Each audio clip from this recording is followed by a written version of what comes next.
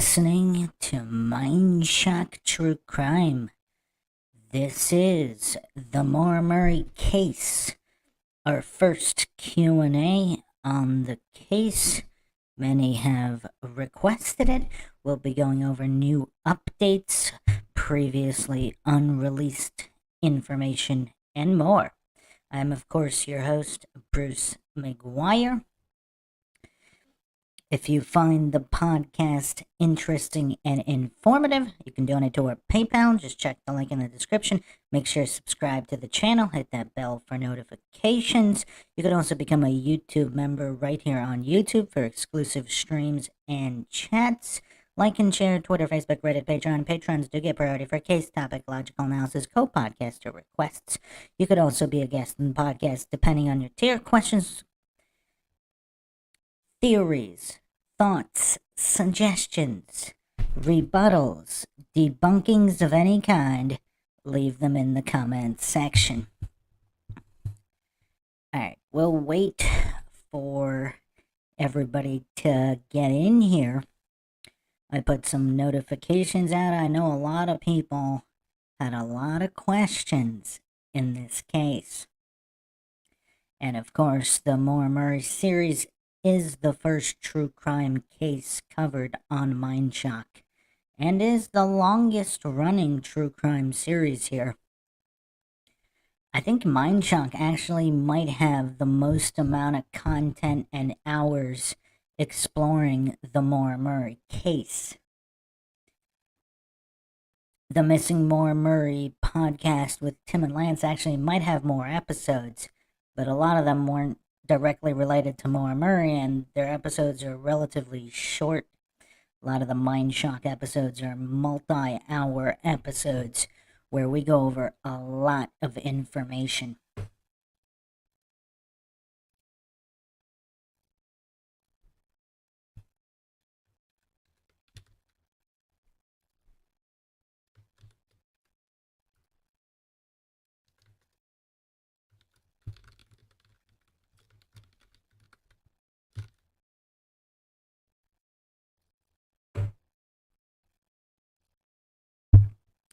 So, I do have a lot of information to go over. Just kind of waiting to see who shows up. There are some very astute Reddit users on the Maura MindShock subreddit.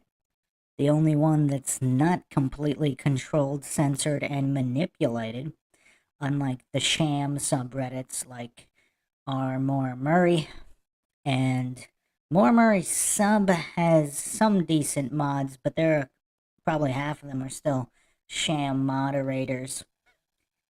I don't want to say they're intentional steers, but just childish, narcissistic goofs that make any kind of logical discussion impossible on those subs. I mean, some posts slip through the cracks. We might go over some of those. But in general, obviously, MindShock is the only podcast that covers every single possible theory with logic and reason at the forefront, actually respecting the basic definitions of words like assumptions, fact, theory. For whatever reason, a lot of people have trouble with that. So I'm going to give it another minute or two before we dive into all of the new info.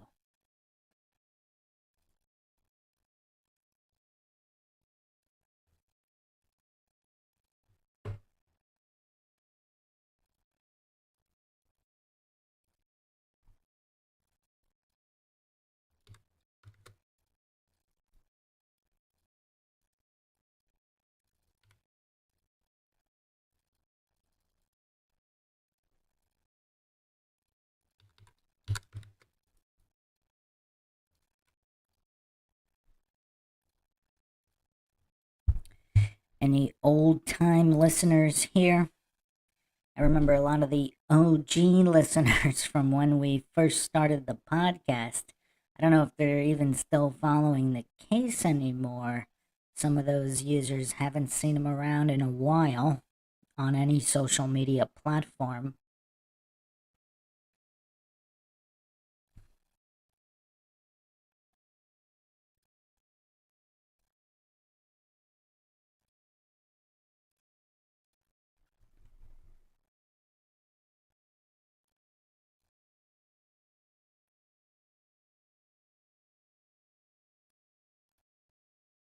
But let's start by going over the Media Pressure podcast, where Julie Murray has revealed some new information.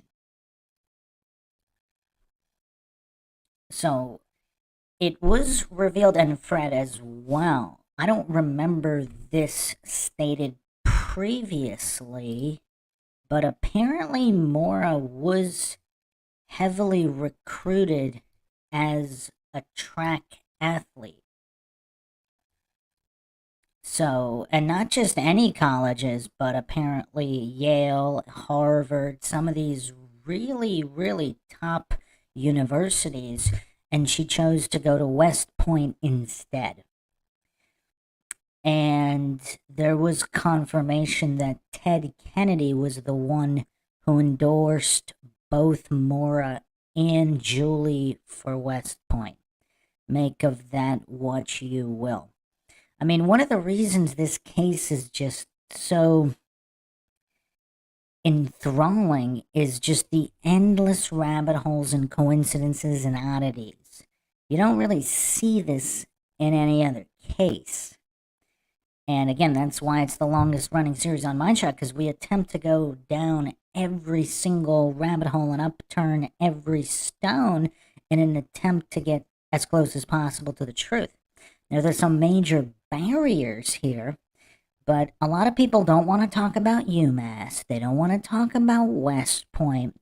When just looking at everything that has happened, all the available information, it seems like something happened at West Point. We don't really know what it is, of course. Something happened. It may or may not have had to do with Billy Rausch. And one can only wonder that if MAURA had actually gone to one of these other schools like Yale or Harvard, if all of this trouble wouldn't have happened. Or even, let's say, she never met Bill Rausch, what would have happened? Obviously, we don't know. This is MindShock. The only thing we know for sure is that we don't know anything for sure. I do not claim anything is true or untrue. I do not claim anyone is innocent or guilty of any crime. I'm not even claiming a crime occurred here, although we will go over a new theory as well.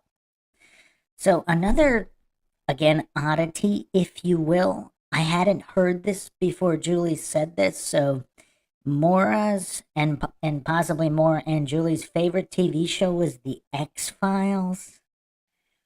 So supposedly MAURA's favorite movie was Bottle Rocket, which had been talked about previously, but her favorite TV show was The X-Files, and there's this much DC activity in this case. The coincidence theorists still run for the hills whenever anybody mentions all the DEA, U.S. Marshal activity in this small little hamlet of Haverhill, New Hampshire in the middle of nowhere. Yet, for whatever reason, that particular night, with a black Saturn, a frequently used vehicle for drug running, and also one of the most stolen type of vehicles, just this particular night, there's DEA and U.S. Marshal activity. I'm not going to go through all of it again. I mean, this is a Q&A kind of. It's not really a beginner Q&A. I guess maybe I should have specified that. You should be familiar with the details of the case. I mean, I guess we can go over some of it. But, yeah. So, the other thing I wanted to kind of say at the opening is just giving credit where credit is due. A lot of people don't like James Renner and John Smith, but these two guys actually deserve the most amount of credit. Now, again, I don't know how much they're on the same page with. Probably very little in terms of the case. But just in terms of the amount of work done and bringing the attention that they brought to the case.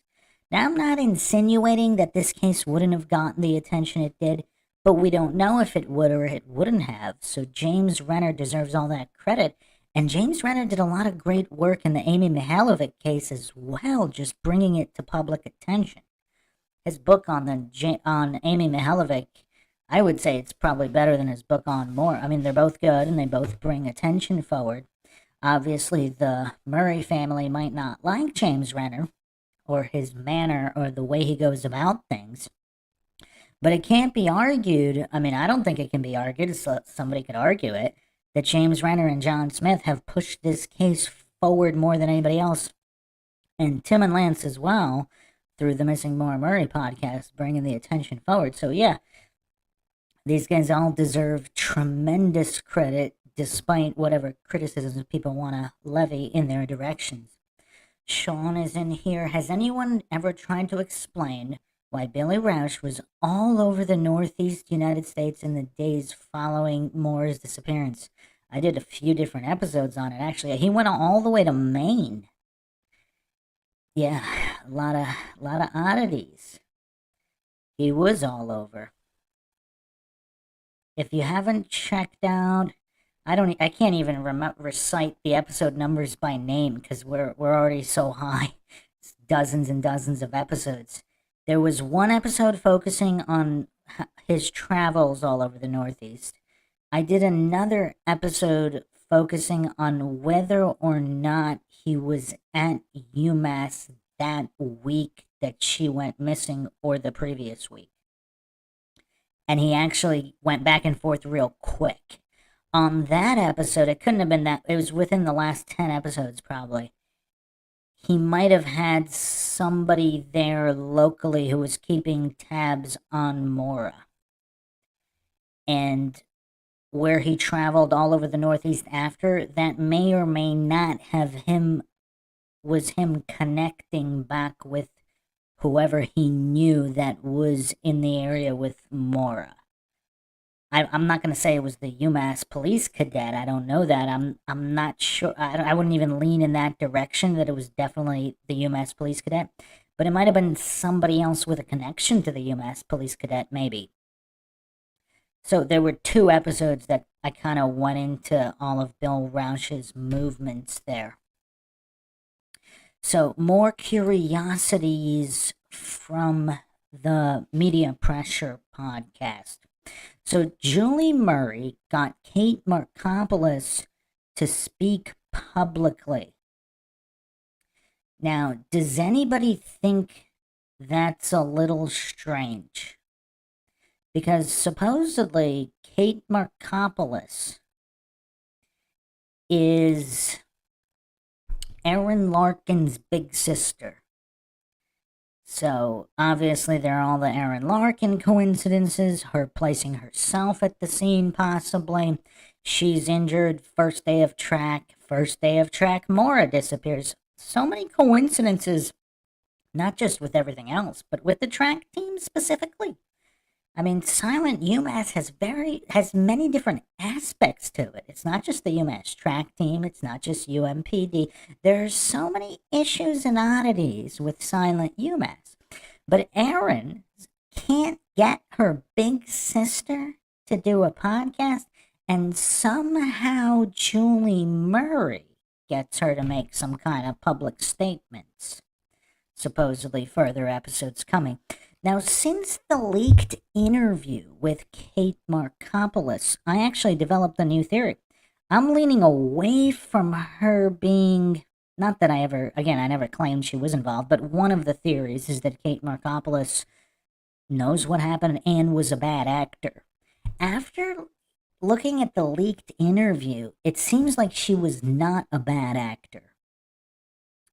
So it seems like she may have been wanting to help Maura, but something happened. She was either threatened or there's further gag orders we don't know about with the FBI, because the FBI is traipsing about UMass interviewing people. I mean, who knows whether they compelled people to stay quiet or not, including Kate Markopoulos. So we really don't know. I mean, obviously, we'll see what Julie gets out of her, but... no, Sean. Not blood sister. On the UMass track team, big sister was just someone who was an upperclassman. So Kate Markopoulos was ahead of Aaron Larkin, and so she was her big sister. I believe that's what Aaron said. No, they're not blood relatives as far as anybody knows. that's just the way Aaron referred to Kate Markopoulos.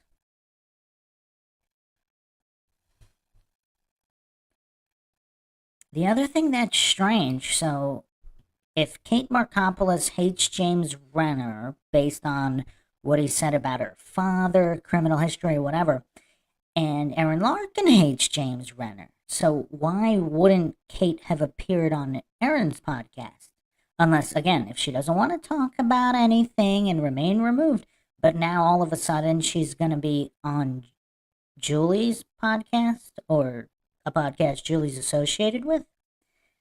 I'm not saying that's strange. I'm just saying, like, what would be the reason for that?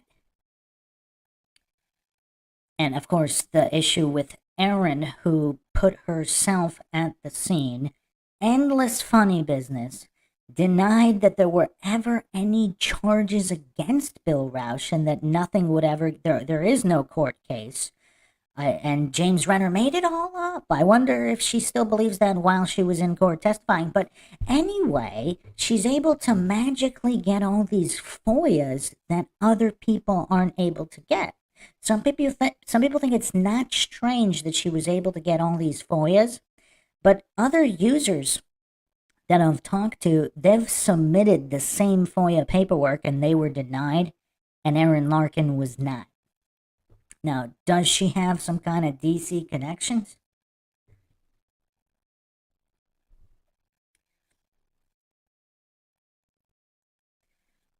Adam posted, good question on Bill in the Northeast. There's some old topics posts where, oh my, I'm not going to say his name because I don't think it's been publicly said. Oh my coincidence, I believe that was his screen name, is literally posting from Saco, Maine, and Rick Graves also lived in Saco, Maine, and I believe Bill was interested in Maine early on. What are the odds? More coincidence. We're actually going to get to oh my later on. I mean, we have a lot of stuff to get to here. I've kind of been compiling a lot of research for a while now, and every time I wanted to do an episode, I realized I wasn't going to get to everything. I'm not going to get to everything in this one either, but we'll do our best. I have a whole bunch of stuff I want to go over before getting to oh my, because there's a lot of rabbit holes. So back to Aaron Larkin, does she have even further DC connections that we don't know about? And that's why she's able to get all these FOIAs. Now, there were some she still couldn't get, like the 911 calls, but she was able to get a lot. And again, coincidentally, that Monday's the first day for track. MAURA disappears. Coincidentally, Aaron Larkin realizes she's injured and she can't compete or train or be on the track team. Coincidentally, she also has the same job as MAURA, and coincidentally, she also may have driven past the so-called accident scene. Now, how many coincidences are too many? That's just a question. I'm not claiming I know the answer to it. That just seems like an awfully lot. It seems like an awful lot. I mean, I don't know. Are there any other cases where there's a coincidence stack this high? And her big sister is also supposedly one of the people who is the closest to Maura Murray. Many, many coincidences here. I mean, I don't know what to make of all of this. And anyone in the chat, just feel free to jump in with questions at any time. Sean states Aaron Larkin is a BS artist. That's not my words. That's Sean. I mean, I don't know. Again, I don't claim anything is true or untrue. I don't claim anyone is innocent or guilty. I'm just asking questions and exploring theories, many of which are mutually exclusive. For whatever reason, that triggers a lot of people, particularly the steerers who can't tell the difference between an assumption and a fact. Okay, also on the Media Pressure podcast, Julie Murray again repeats as fact. She makes factual statements that MAURA used her own computer to make searches, and all of the phone activity on MAURA's phone was her own, even though supposedly she left her phone at Sarah Alfieri's dorm room at that mysterious party. So, even in another case where there wasn't a report of someone losing their phone or leaving their phone somewhere, even in a case where there's not an actual report of that, it's still an assumption to believe that the actions are being performed by the missing person. Because if there was some kind of setup to make it look like she was going somewhere, suicidal or not, just going on a trip, bad actors could be using her computer and phone to be performing certain searchers to fool the gullible who are just always going to believe that if someone has to be, nobody can use anybody else's computer or phone under any circumstances, even if they're trying to set something up. Again, this ain't rocket science. Now, furthermore, not only do we have the report of Maura losing her phone, but supposedly she wasn't even staying in her own dorm room. I went over this on the previous few episodes, where supposedly she's staying at this Phillips, either at the Phillips Street address or a different, or somewhere in that area with either someone else on the track team or a friend of that person, someone known to her. So here we have not one, but two reports of phone missing. She's not staying in her own dorm room. And yet, Julie Murray is still stating as definitive fact that only Maura could have used her computer and only Maura could have used her phone. Weird. Again, weird. This is not factual. Now, maybe it's true, but without actual definitive evidence, you can't say that's a fact. Julie also states that the alcohol purchased at the liquor store and the cans recycled at the liquor store as per the liquor store receipt were also performed by not only Maura, but Maura alone. That's what she stated, that Maura did this. Now again, she doesn't provide evidence, and I think Julie previously stated that she has never seen the liquor store footage that allegedly exists of Maura purchasing alcohol and returning the cans. So we don't know whether this footage exists. I did a whole episode on the liquor store footage. Okay, she also states as fact that Maura herself picked up the accident forms and drove the Saturn up north herself. Again, I don't know where the evidence for this is. The narrative theories and the coincidence theories, they all pretend and hallucinate this is all established fact. But we don't even know for sure that the Saturn was on campus that weekend. We have no idea. UMass security footage has never been released. Now, whoever saw the footage, if the Saturn is there in the footage, then they know that, but we don't. So anyone who hasn't seen that footage would have no way of knowing whether the Saturn was even on campus, let alone being driven by Maura up north as opposed to, let's say, Toad. Because as per independent accident reconstruction experts, the damage to the hood was consistent with a tow hitch. So we have no idea if the Saturn was being towed either from UMass or from another location. At the so-called accident scene, which multiple reconstruction experts all concluded was staged. So the supposedly staged scene of the Saturn, we have no idea if it was Maura who drove it up there or anyone drove it up there.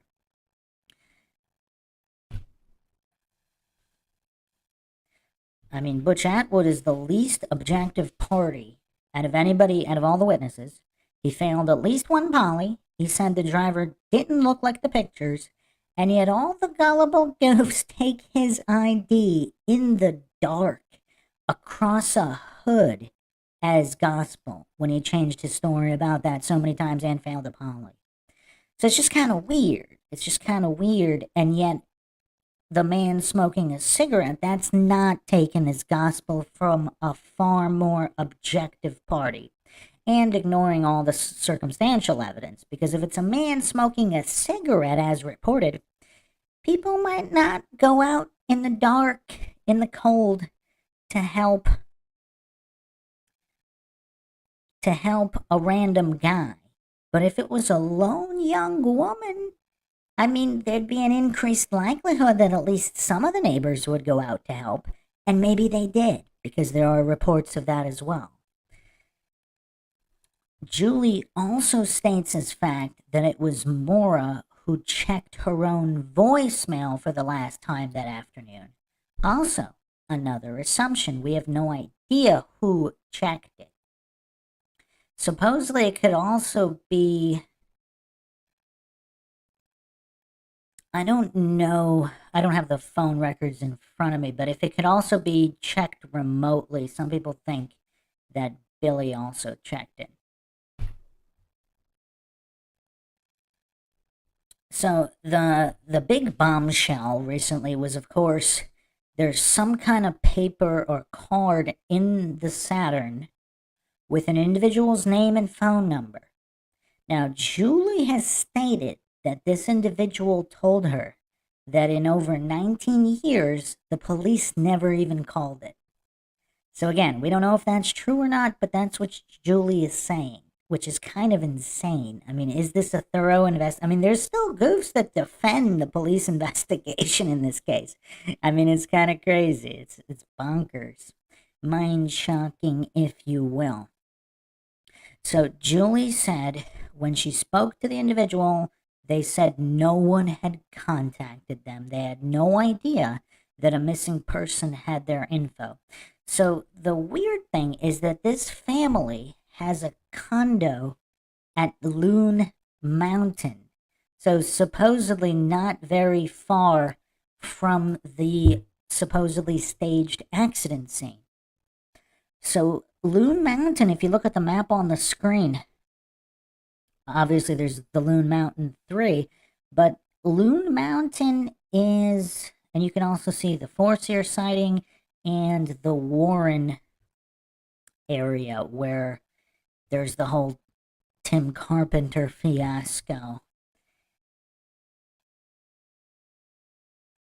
and all those red truck issues. But Loon Mountain, on the way from the supposedly staged accident scene through the Forsyth sighting.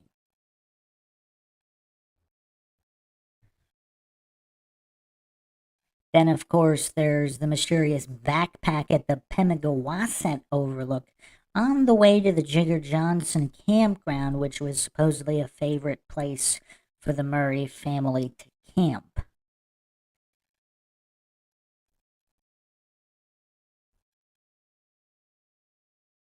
So, a lot of questions. So, this person with phone number is also supposedly connected to multiple areas. And so let's go over that now.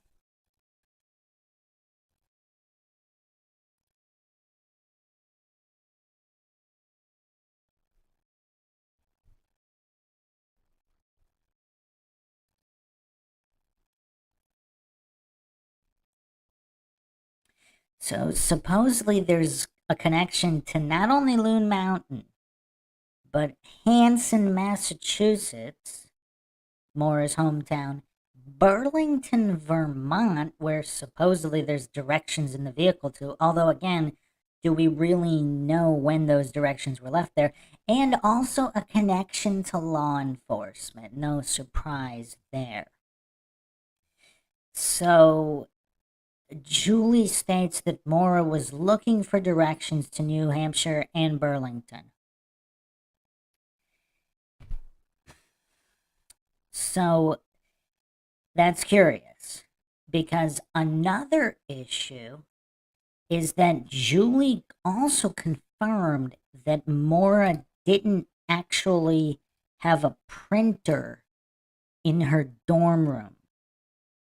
So how could she have printed this out from the dorm room? Now, she could have printed it out, obviously, from somewhere else, But let's look at the source here.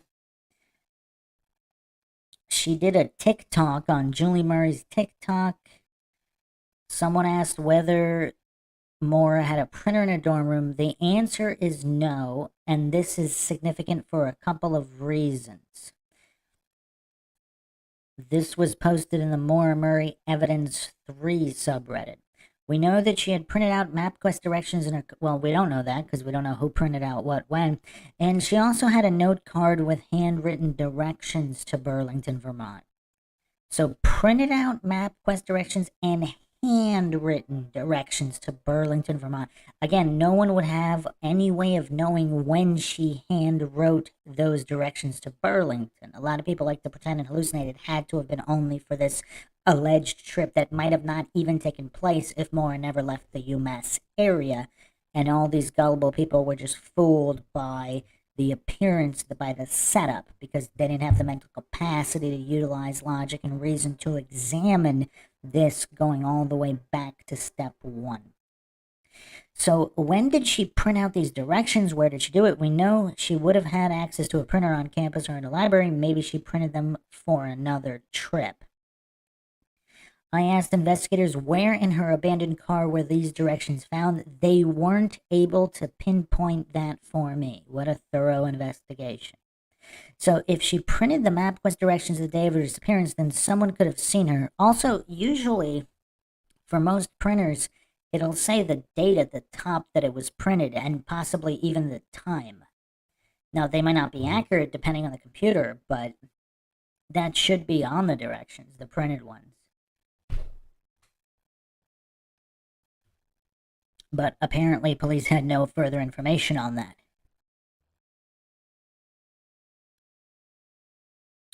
It says here, so I believe she had previously printed these maybe for another trip.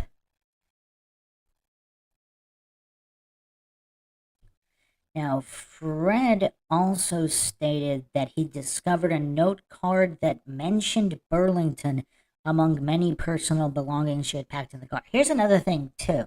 Like, if someone is setting this up to fool all these gullible people into thinking MAURA did this of her own volition, if they intentionally planted, either in MAURA's own handwriting from other trips or whatever, if they intentionally planted contradictory directions and pieces of information, they know all these gullible people will just be chasing their tails on where she went. And if she was harmed near the UMass area, that's further from the truth. So that's just something else to think about. Would it be smart for someone setting this up to include contradictory pieces of information and directions? Because then everybody will just be chasing their tails. Particularly if whatever happened to MAURA happened in the UMass area.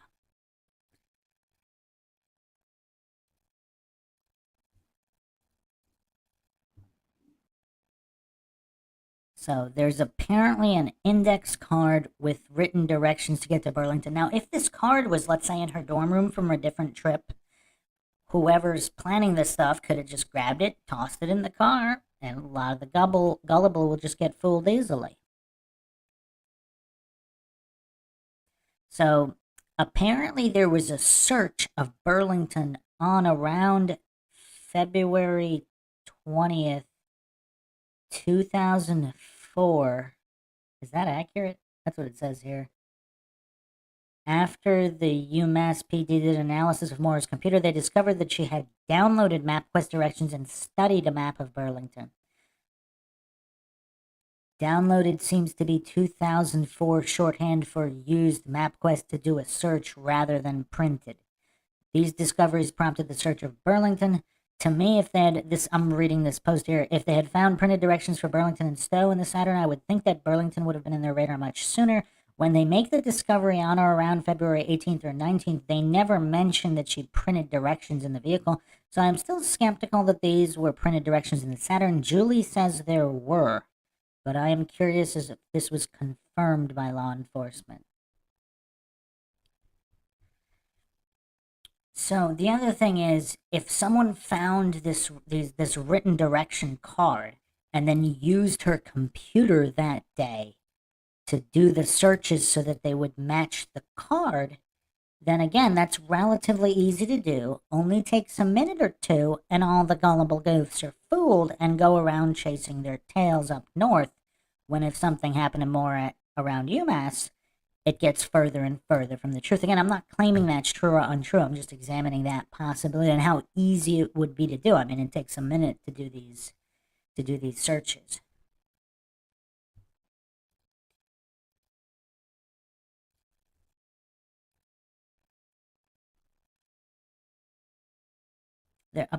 There's also conflicting sources on whether or not there were printed directions to Burlington and Stowe, and an additional card with her handwritten directions.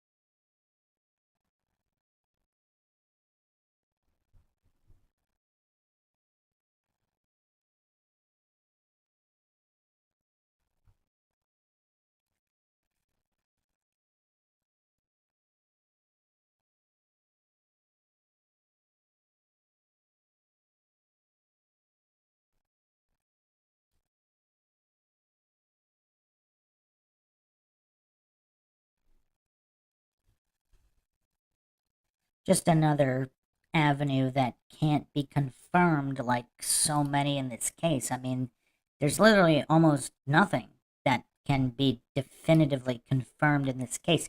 And that seems to be weird in and of itself. I think that's a big clue, a major clue on its own, that that things can't be confirmed in this case, where in other cases, obviously there are certain things that can't be confirmed, but there are still many things that can. But here in this case, I mean, what can be confirmed? I mean, it's just about nothing, which is why, of course, the case is unsolved.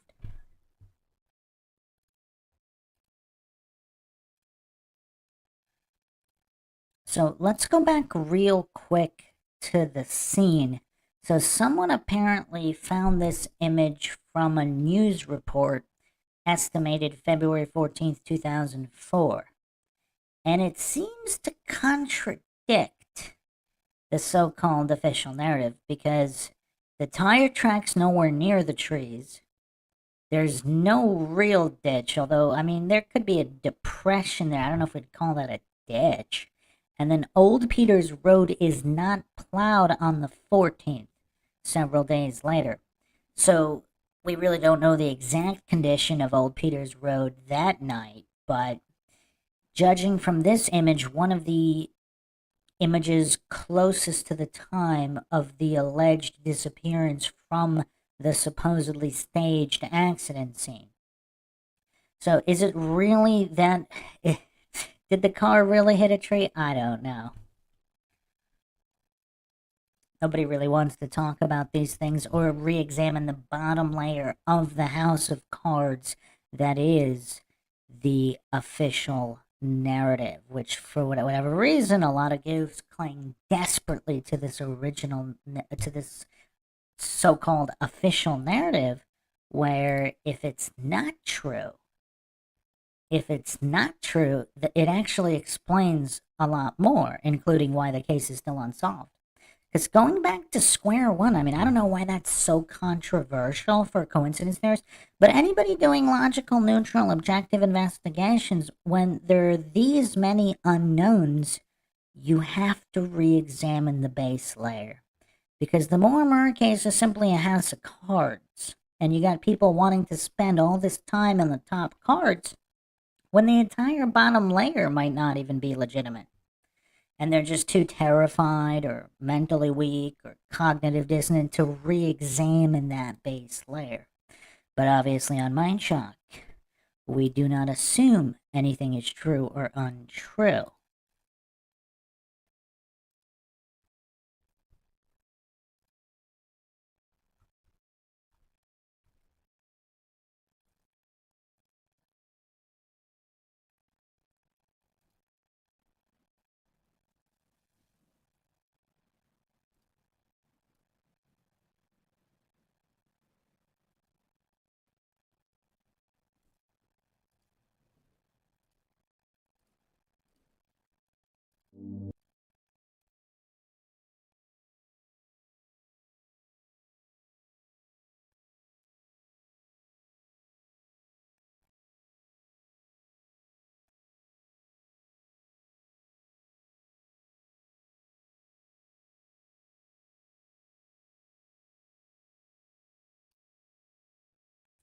So if you've checked out the previous episode, which is what this graphic on the screen represents,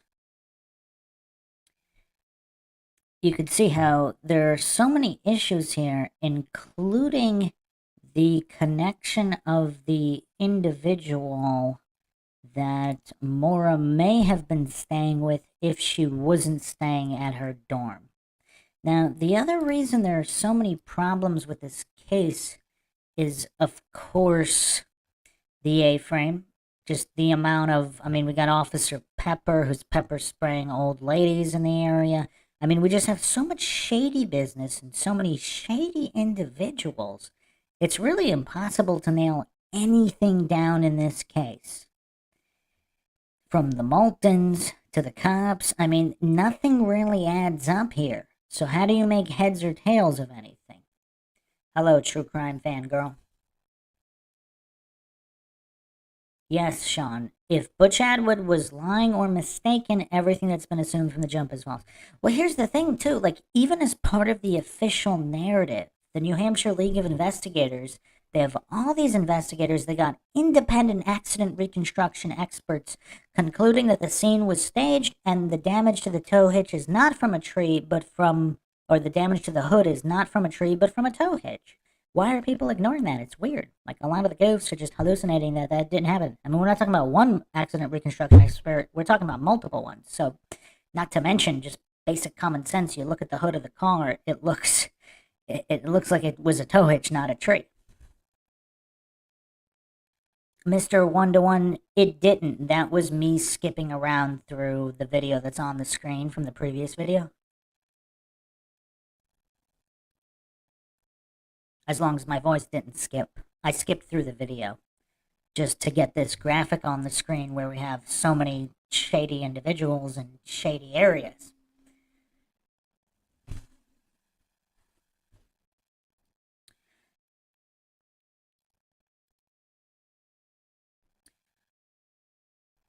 So I'm going to go through a couple of more astute posts on Reddit. This one's from Bonquist Ghost. It's odd that each location searched, while all within a few hours from UMass, are very separated from each other from a certain viewpoint. Obviously, the Saturn wasn't closest to the Berkshires where it was located, with the other 3 towns still in play from Haverhill, New Hampshire. Possibly why its standing waned a bit. However, its original purpose should be a factor still, in my opinion. Were they places known to another person altogether, like the law enforcement officer family number found in the car? Julie said it was connected to Lincoln, Burlington, and Hanson, or other connection altogether. It could be a big clue if it could all be tied to one thing or person, especially if they have no connection to MAURA. Well, again, if somebody's setting this all up, is it possible they just put a random name and number, not random, someone they knew maybe, but MAURA didn't know, just to fool the gullible even further and get them farther off track? Or if it really was MAURA, obviously, then that wouldn't be the case. One important thing to keep in focus here, in my opinion, is to not just look at everything as a connection to her. I see this a lot. Any of these things may be a tie to someone else not on anybody's radar. That's a good point, especially if it's somebody with MAURA, if she wasn't alone, or someone getting rid of MAURA's car for her. So maybe it's her friend, not someone looking to steer away all the goofs, but someone who has other plans of their own, and then something went wrong in dumping the car. So then they had to stage it in that, not where they wanted. Maybe they wanted to abandon it in the Loon parking lot or just somewhere deep in the woods, and they didn't make it. Even though I highly suspect that some things are not tied to MAURA, even being on scene in the Saturn, most people do. Yet it's still in play to look at these things not connected to her and keep an open mind. Many cases have issues where questions are brought up. For example, why did person X go this route? Which may not be the case, as the person may have been fooled, cajoled, forced to go do something, or it was someone else who did these actions. I don't dismiss these points. And you know what's weird? When someone makes just a common sense post like that, in the Moore Murray case, there's a lot of triggered goofs that come out of the woodwork trying to dispute basic common sense and basic logic and reason.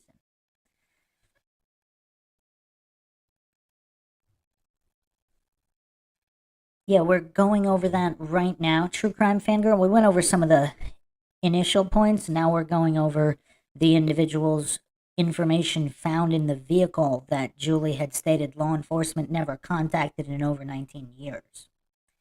Adam said, I just received an email from Julie Murray this evening on a crazy old article I sent her about 2 weeks ago about Bruce McKay.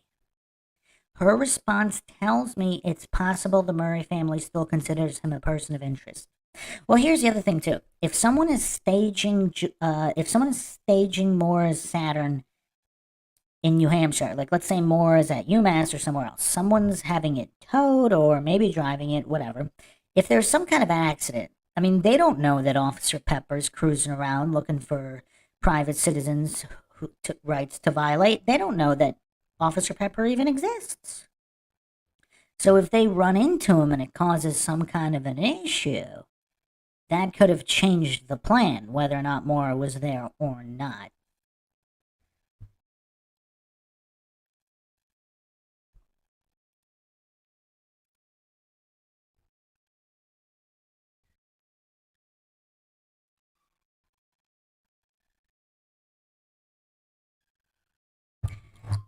Ghost also posted this on Reddit.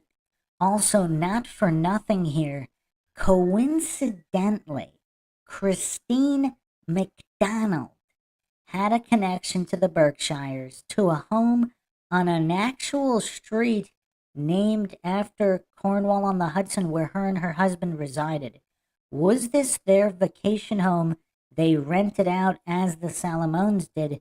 Would this fit in with locations Maura was looking towards to get away for the week? Maybe, as her email stated, possibly question mark. Now, this opens the door to another theory entirely. Because if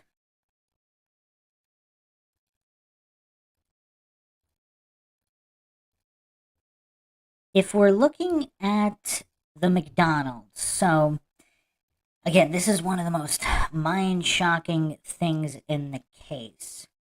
Because how does anybody explain Bill Rausch's parents and his old professor from West Point and his wife on a dime traveling a third of the way across the country for a DUI walkaway? Unless, now we didn't discuss this, if there's a search to the Berkshires, there's this other individual. We have a new individual on the radar. If Maura was somehow in contact with either McDonald or his wife, Christine McDonald, they would have more information on where she was going and why. So if,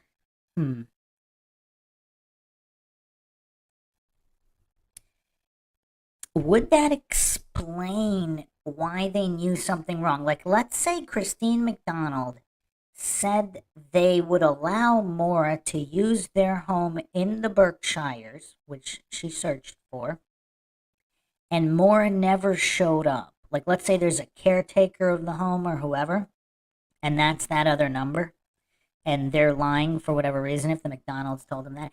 They tell the McDonald's Maura never showed up. So now they know something's wrong. Would McDonald let Bill Rausch know that? Would Bill Rausch panic and get his elderly parents to drive a third of the way across the country for this DUI walkaway? This is a new theory. We haven't discussed this before. Because if we have another, and again, that doesn't mean Bill Rausch is the bad guy or the good guy. We don't know.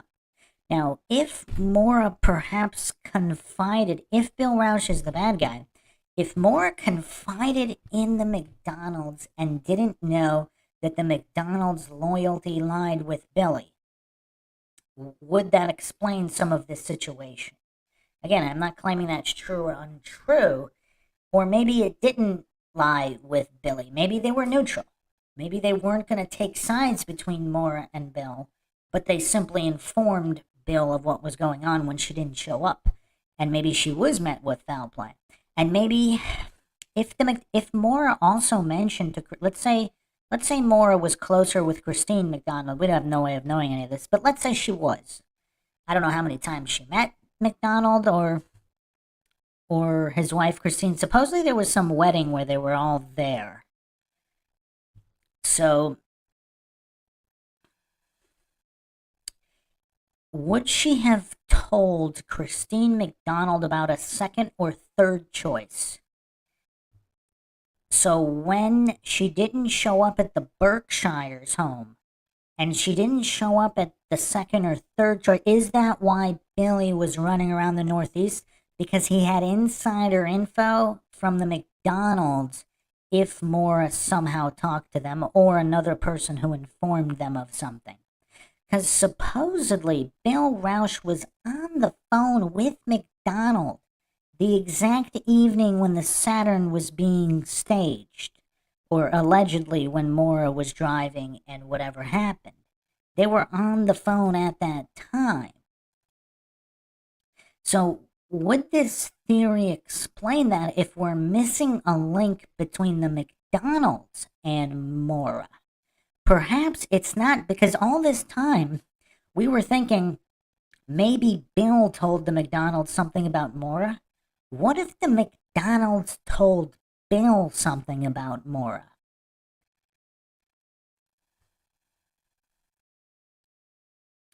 Finnegan, assuming the car was staged, I wonder what Faith Westman may have heard that alerted her to the accident. Well, I think it was it Tim Westman who had said that there was an acceleration in a thud. So if the Saturn was being towed, was another vehicle there? Was it Officer Pepper cruising around looking to violate some old lady's rights? And it caused the tow truck to swerve and there was some kind of an accident. Is that what happened? And the acceleration wasn't the tow truck and the Saturn, but Officer Pepper.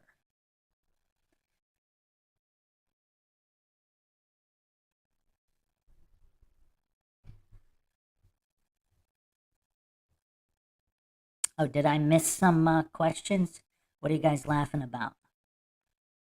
Why would law enforcement lie about the accident is the question.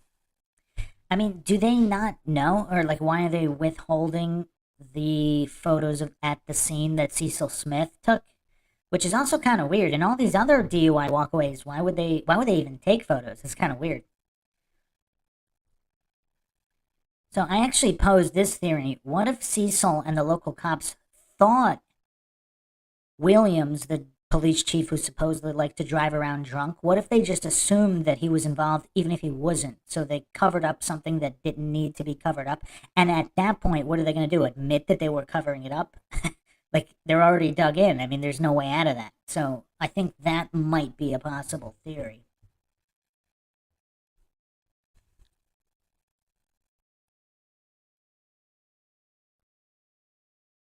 Well-regulated watch reviews. I'd love to know what happened to that suitcase that SR lost, in quotations, on her way home from Massachusetts. Talking about Sharon Rouse. Yeah, that's a good question. It's a question that's never really been answered.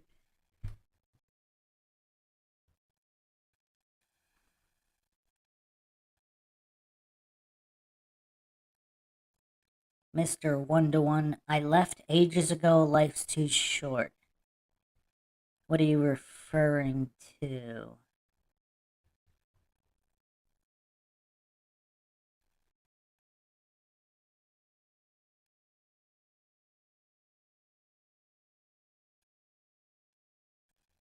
Yeah, Adam, there's definitely funny business with Jeff Williams, no question, no question.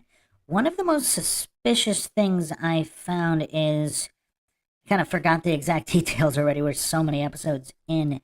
Williams apparently did he call the dispatcher Rhonda Marsh early the next morning? And how often does he, because this is before anything is known, how often does he call the police dispatcher or that office the morning of for information on a random, I don't know if we know what he's calling about, but that was just a weird issue.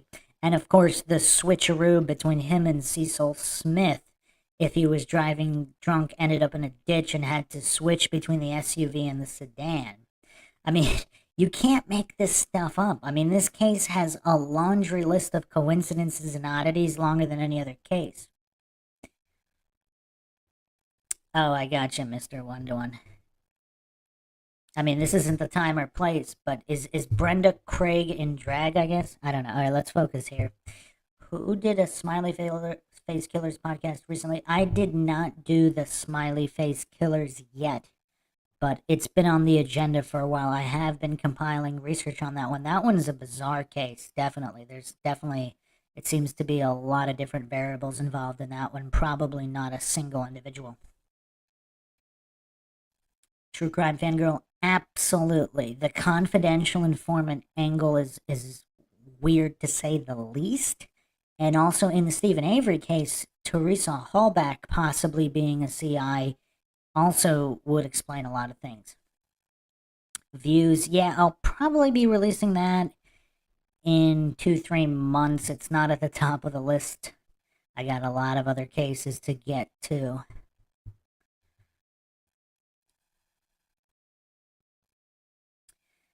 So yeah, there's just going back to the Bill Rausch McDonald's thing.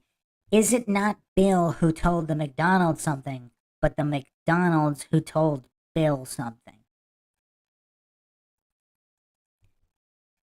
Yes, True Crime Fangirl. Actually, if Libby was going to the police in the Delphi case, not necessarily as a CI, but if she was going to go tell the police something about someone, I mean, the coincidence that she was supposed to go, was it the next day or within 1-2 days? I mean, that's very coincidental if that's true. And a lot of corruption going on there.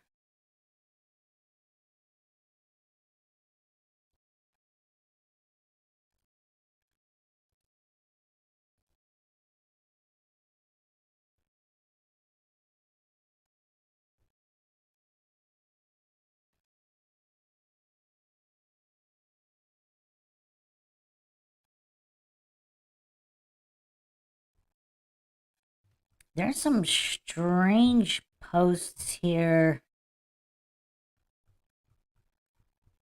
Okay, I'm gonna get to Fred Murray's interview in a second here. It was on 959watd.com.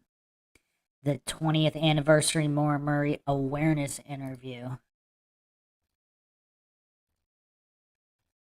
But let's finish with the McDonald's here, because yeah, if Maura Murray confided in the McDonald's, what does that mean for the case?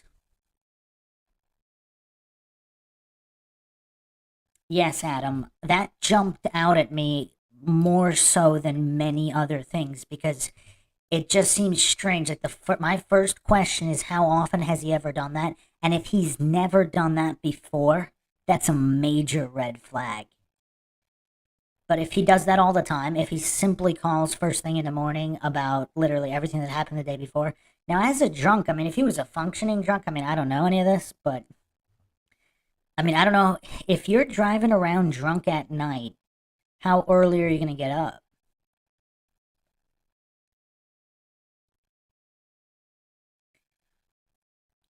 Adam, I actually don't even remember if I, I ever mentioned that.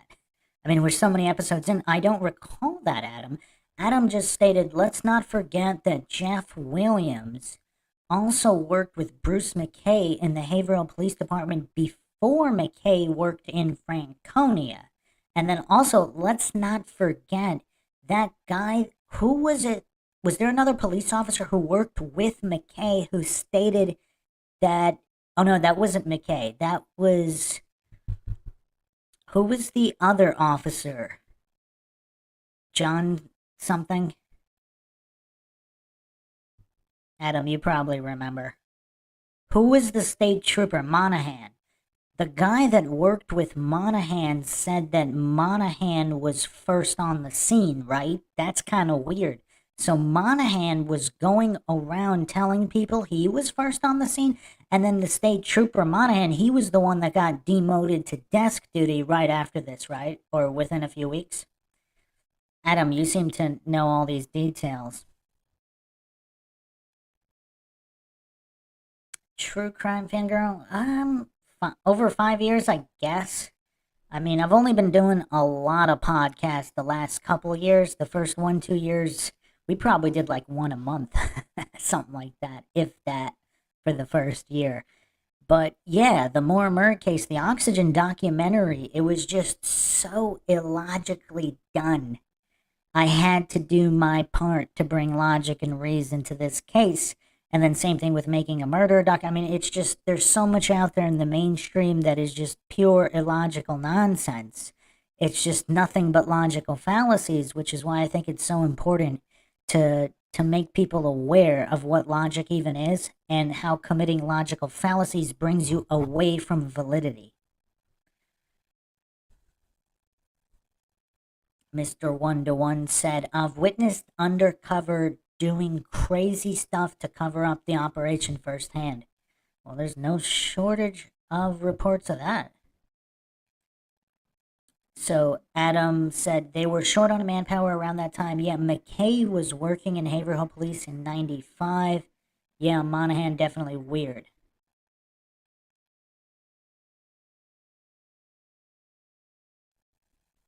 No mask for me. Cookies is mids here. Do you think that Julie's insertion is going to attempt to rewrite the narrative?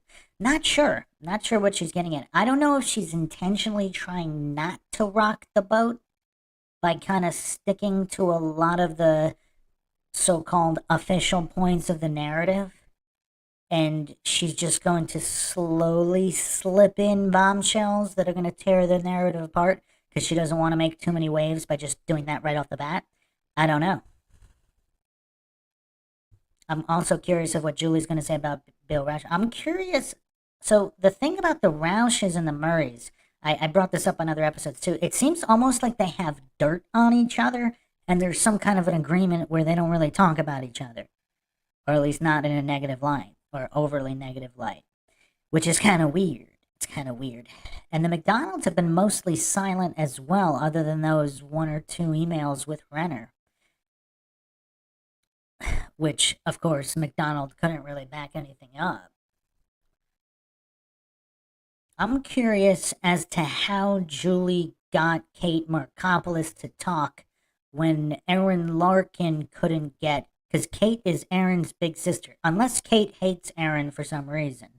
But apparently Kate Markopoulos and Erin both hate James Renner, so they have that in common. So you would think Kate would have gone on Erin's podcast if she was interested in getting on any podcast ever. But now supposedly she's going to be on Julie's.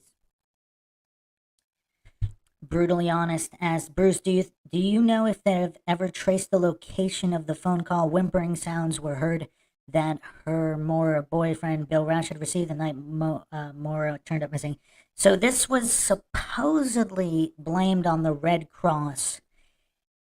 And this was the Landry, the Officer Landry. I went over this in the Londonderry ping episode. And I believe I did a long section on the Red Cross call, where it's mostly bunk, because I think who was on the phone with Cecil? Was it Sharon? And she was trying to walk him through how to even get this information. Apparently Cecil either didn't know how or was playing dumb. And there's a lot of funny business with that. So the short answer is no. But apparently it had, the reason they know that, supposedly the Rausches called in a favor with the FBI. I went over this in the last previous episodes. They knew someone at the FBI that somehow got information about that Red Cross call. And then we never heard anything about it again. So we don't. I might have to do an episode just revisiting all that because, yeah, it's really weird. Also, the Londonderry ping is really weird. Those two things are related and weird. Mr. One-to-One, you're allowed to make ripples but not waves. I mean, I don't know.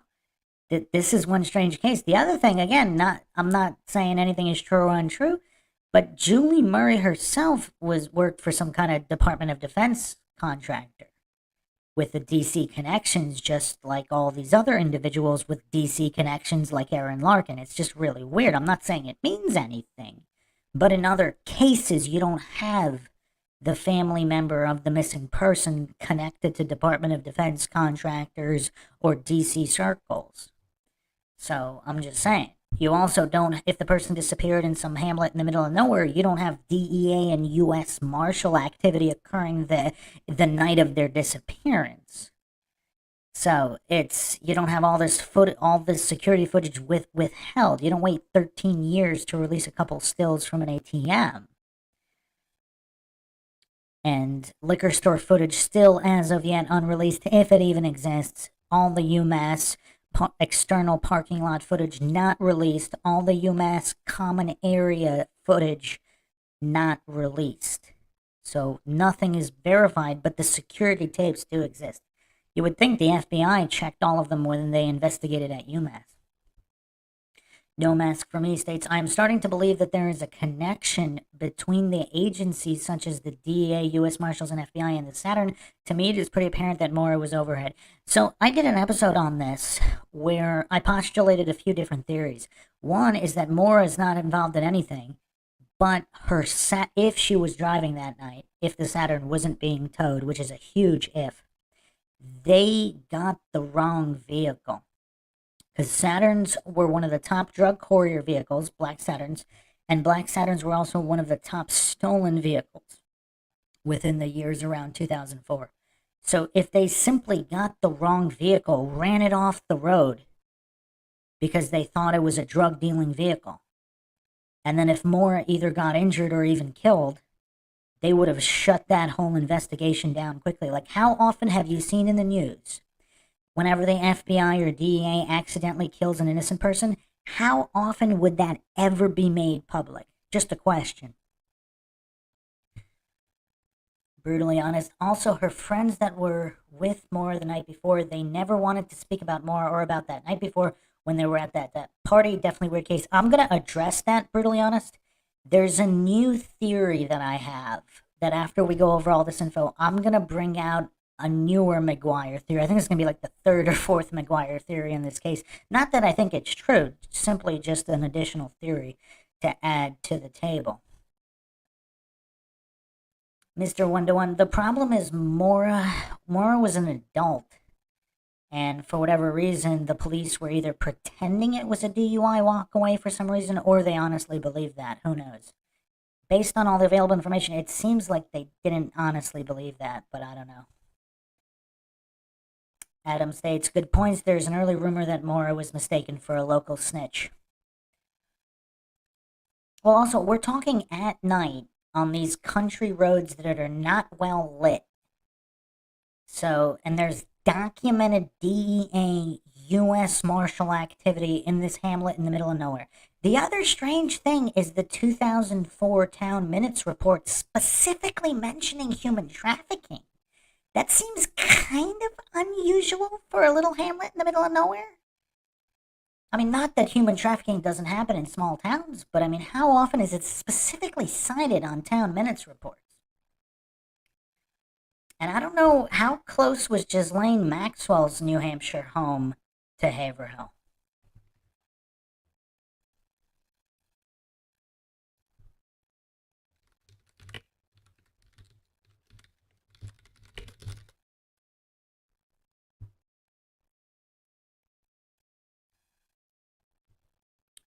Ghislaine Maxwell was hiding out at a timber frame house built in 2002. It was a compound on 156 acres.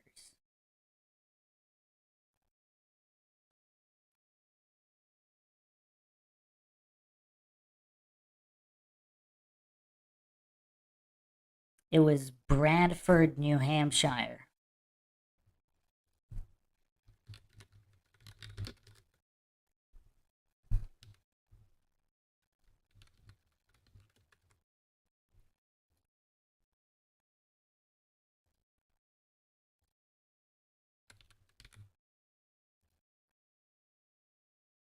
It's not really that close to Haverhill. It's further up north.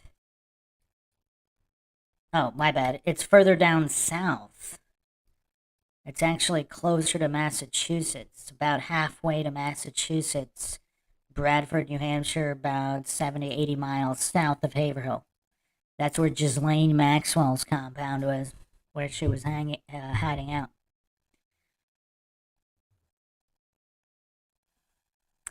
True crime fangirl, that's funny. Yeah, that's true, Mr. One to One. Human trafficking is a very broad term that can mean a lot of things. Adam states Haverhill was not the same place in 2004. It was a mess, according to multiple locals who lived there. There seemed to be many issues going on there for a little time. Yeah, even if you just go through the police activity that night, there's shady, mysterious people being mentioned all over town. I mean, it's really weird. Brutally Honest states she was obviously driving there to meet someone just weird. The police were never able to find out who. Not in the phone records, nothing. Could Maura have had another phone no one knew about? Yes, Maura could have another phone, or somebody could have been going with her who had a phone, which nobody knows about because nobody knows who that person is. Also, I don't think it's obvious it was her driving because we don't have evidence she ever left the UMass area. And again, the independent accident reconstruction expert stated that the damage to the hood of the Saturn was a tow hitch. So if the Saturn was being towed from UMass, who knows if it was even on campus for several days, if there's a connection to the Patrice Massey hit and run. Because they could have been hiding the Saturn somewhere else, and then the Saturn could have been towed from somewhere other than UMass. We have no idea because they never released the UMass security footage.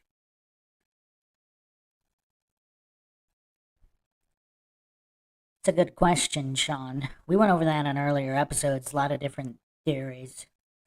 Some people think they stopped her earlier that night, or someone called the local police. For example, the McDonald's with their West Point connections. I mean, someone high up in West Point can certainly call the local PD and say, be on the lookout for this person. They might have even sent them, or if they gave them the name, then the local PD can just look them up, get their license info and all that. Mr. One to One. In a small town, if two phones were traveling together, they would see that on the cell towers. How would they see that in 2004? Did they even track? I don't think they even tracked Maura's phone to anywhere near Haverhill. I don't know when if the Londonderry ping was the last information about her phone. I mean, that would be nowhere near Haverhill. I don't know, brutally honest. I mean, they don't release any information, so unless someone has info on that.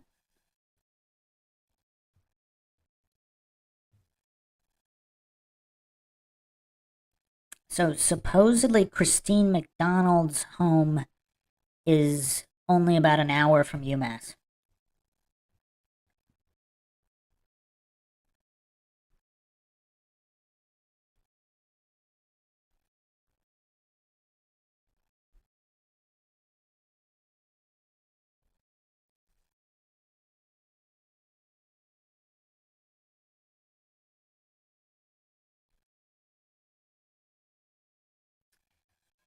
Ghost was also posting, I'll read his post here regarding the internal phone line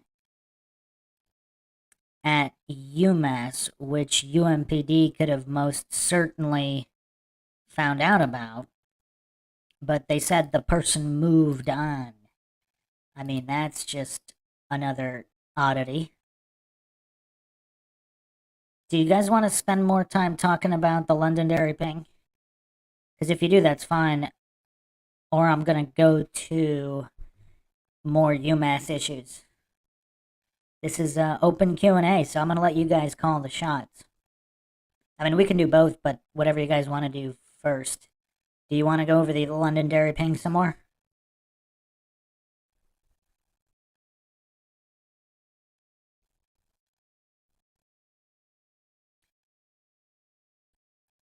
Anyone? Bueller. Bueller. Finnegan said, yeah. Londonderry ping? Okay. So let's go over that again.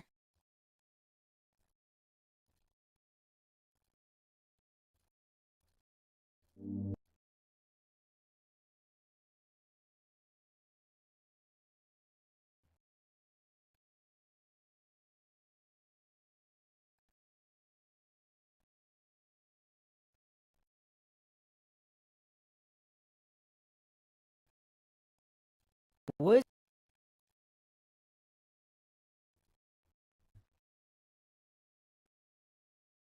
I thought I actually had a graphic of that. Let me get the graphic.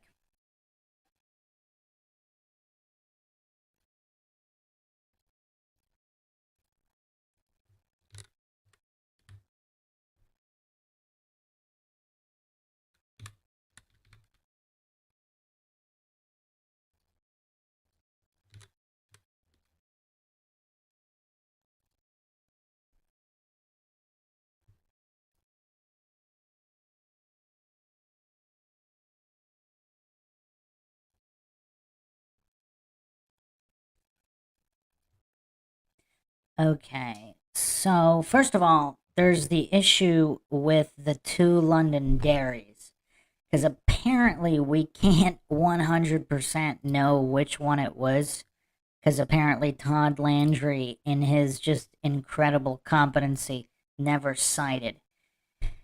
So, okay, you can see the towers where the max distance here, where it could have been.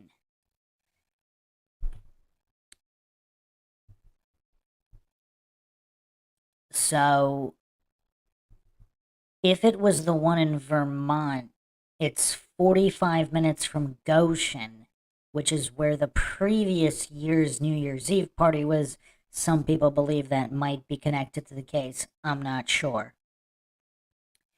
Now, from UMass to Londonderry, New Hampshire is only about 100 miles.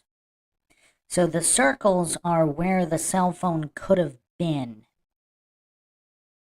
And now let's not assume she had the cell phone on her either, because if she didn't have her phone, then this is whoever had her phone was in this circle. So Londonderry, New Hampshire, roughly 65 miles from Hanson. Or is that not from Hanson? No, that's from Boston. 65 miles from Boston.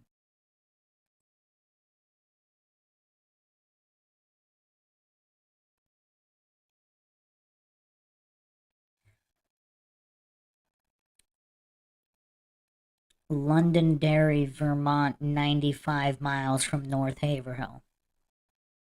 Londonderry, New Hampshire, 110 miles from North Haverhill. So the Londonderry itself, roughly 110 miles from where the Saturn ended up. So, yeah, I mean, it's tough. It's tough because she could have theoretically gone either way, or the Saturn went up either way. Now, we don't know that the Saturn had MAURA's phone in it. We don't know that MAURA had her phone, and we don't know that MAURA, with or without her phone, was in the Saturn. So how much does the Londonderry ping even mean? Yeah, I got this, Mr. One-to-One. I don't know if you listened to the Londonderry ping episode, but I got this from 2004 information on how they did it in 2004. So I don't know exactly how they factored it, but apparently some engineer from the phone company stated that this was the max distance.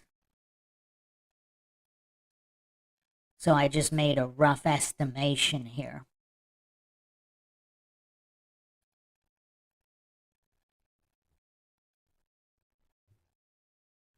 Oh, you're in the UK? Yeah, I believe with the latest tech, they can know where a phone is within 3 feet or something like that. Pretty close.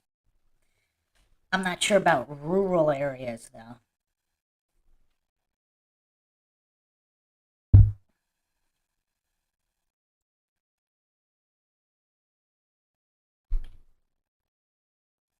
But yeah, even if we had more information without knowing whether MAURA had her phone with her, I don't know how much it could be worth.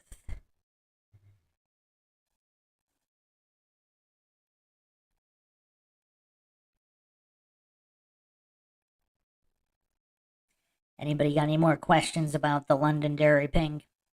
I mean, we don't even know with 100% certainty whether it was Londonderry, Vermont, or New Hampshire.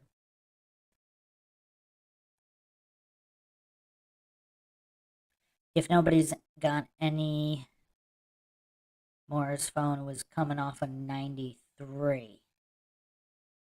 Yes, probably. Brutally honest. Didn't she need to get her drop papers off her car accident? She needed to do that, promised her father. Did she do that before driving on towards Haverhill? We have no idea, brutally honest. We don't even know if she ever did that. Supposedly they ended up in the vehicle, but they weren't filled out. No mask for me. You cannot avoid the easy pass, they know. Not just, it wasn't, there was I forgot the name of the other pass. There was also another pass, and I think that pass was actually found in her car, and I'm not sure if it's ever been corroborated that they checked it to see where the car at least drove through. Regardless whether it was MAURA that was driving.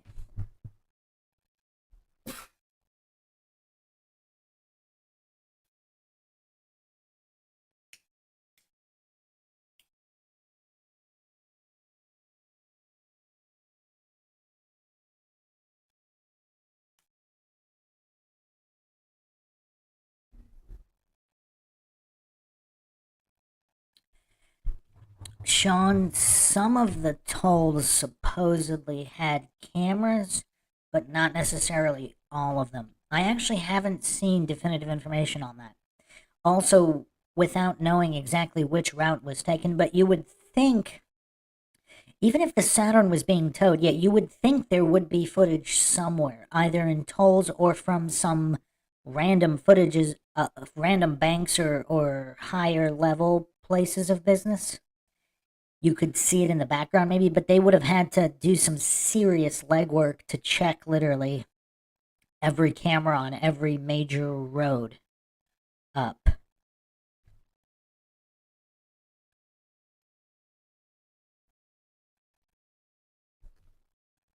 Well-regulated watch reviews posted, you can certainly avoid the easy pass, especially back then. You get off 1 to 2 exits before, then back on. I've done it dozens of times. Yeah, if you're specifically looking to do that. No mask for me said the tolls should have cameras and are unavoidable on 91, 93, and 95. Yeah, I know there were some. I don't know. Again, depending on the route she took, yeah, you would think they would have something, but I don't know. I mean, in just about every other case, like you have so much more corroboration, whether toll footage or liquor store footage, UMass. I mean, there would be something. In this case, it's all crickets all the time. It's weird. It's almost like there is some kind of upper agency involvement actively shutting down everything in this case.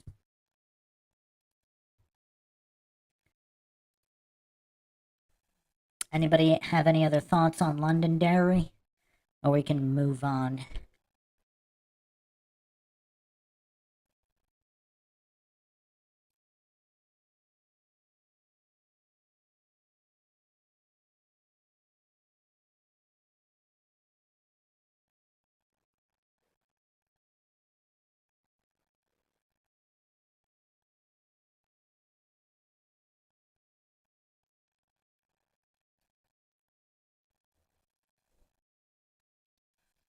True crime fangirl. Yeah, I kind of said I think it will be just because even though there's no info that can be nailed down, there's still so much information, and cases with less information have been solved. Like cases from the 70s and 80s are getting solved, all these old cold cases.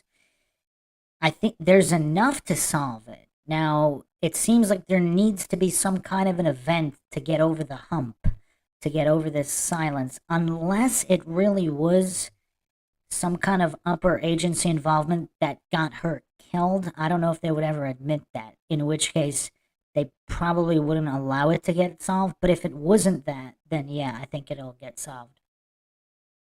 I think more new information has come out this past year than in many, many years. So that's definitely on the plus side.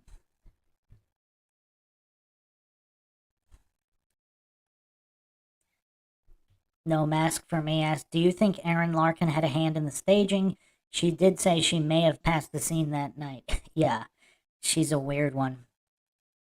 I don't know if she's just unhinged and that explains everything, or she did. I don't know. I don't know. She's part of the DC circle, so that definitely raises an eyebrow. I think Julie should ask Kate Markopoulos about Erin.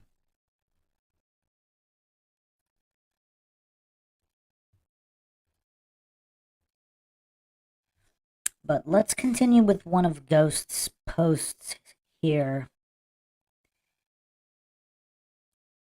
Okay, so I don't know if this is new or not, but apparently, does Julie think the phone call that upset MAURA was from the campus phone? Because I've been saying that since I first brought this info out years ago.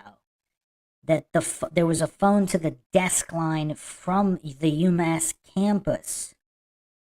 And that could have been a threat to MAURA over something. Ghost posted this comment. It was definitely an internal line. Conspiracies aside, at that time, the UMass Police Department was in the hall where MAURA was working security that night, and may have come from them. They said that the number had a connection to law enforcement. If Julie spoke with them, how would a connection have not been made? It should be easy. There may be a connection as far as maybe it was the UMass cadet who has remained a secret. He or she may have given that to her for some reason to get off campus for a bit after the Hadley crash. There are suspicious things that occurred from the Hadley crash forward that remain highly unanswered. Was this a plan to get MAURA to a safe place that went awry before it ever happened? Was the Hadley crash a trigger? Why were the Hadley officers deadly silent about it? They all let MAURA leave the scene where she went to her dad instead of campus. Did UMass police know she was in imminent danger? Did something go wrong? When UMass police heard about the Saturn and no driver, did they know what happened? It's a very, very, very interesting post from Bonquist Ghost. One of the few logical posters on these More Murray subreddits. So what does everybody think about that?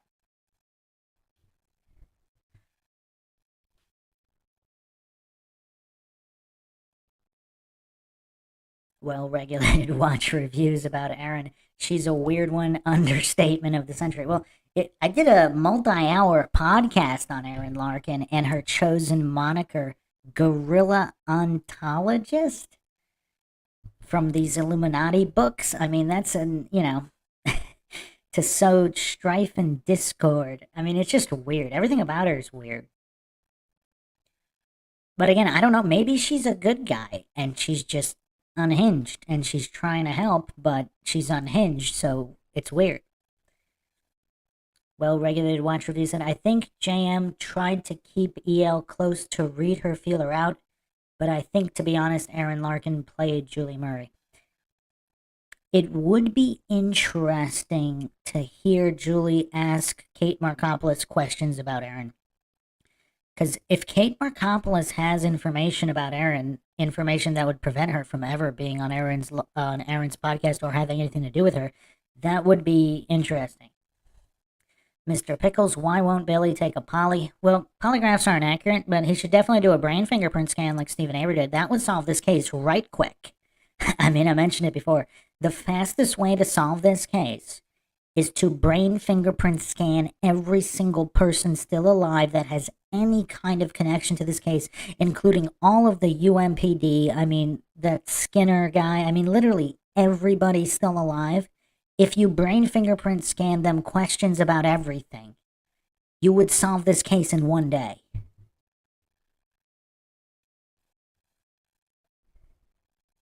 The Patrick Vassy hit and run was never solved, no.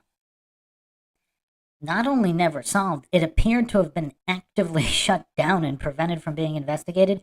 And also, let's not forget, Patrick Vassy had a gun in his dorm, or at least in his room. I mean, check this out. I went over this on the previous episode. Over the weekend, police and why are police searching hit and run victims' rooms? How often does that happen? Somebody hits you with a car, all of a sudden the police are searching your room supposedly without a warrant. What is going on at UMass? I mean, are there any people out there that actually think this is all normal and above board? I mean, can we point to any other case where this is going on?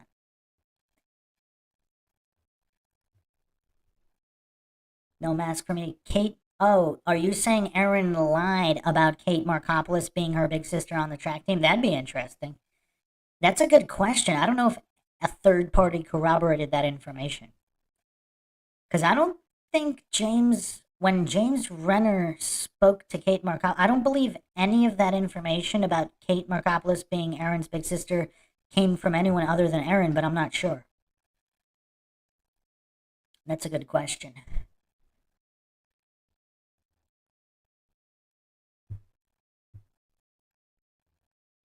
No mask for me. Yeah, there's a lot of goofs on Murray Sub. There's no shortage of sham goofs on there.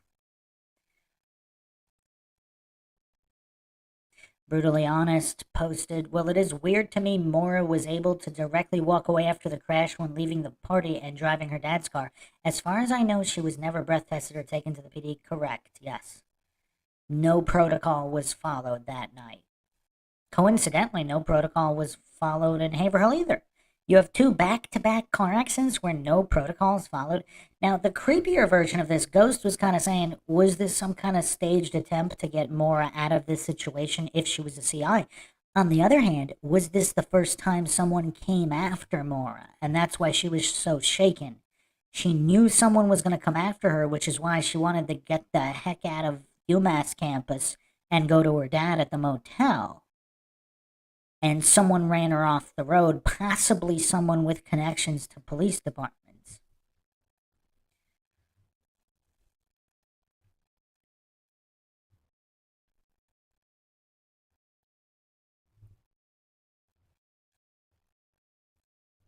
So anyway, according to this article here, police searched Vassy's room at UMass and found a gun in a closet, police said. Is that so? Let's get crazy. Let's go into MindShock land. Did Patrick Vassy know Maura Murray? Was Maura Murray, if Patrick Vassy's part of some kind of drug ring or some kind of illegal ring, if Maura Murray found that out, I mean, she keeps calling Domino's after close and talking to somebody there.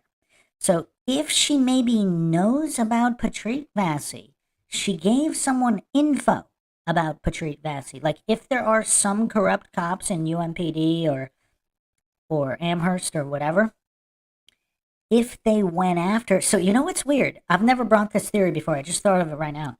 Supposedly, Patrick Vassy was falling around drunk and actually encountered police officers that night before the hit and run, and they just left him be.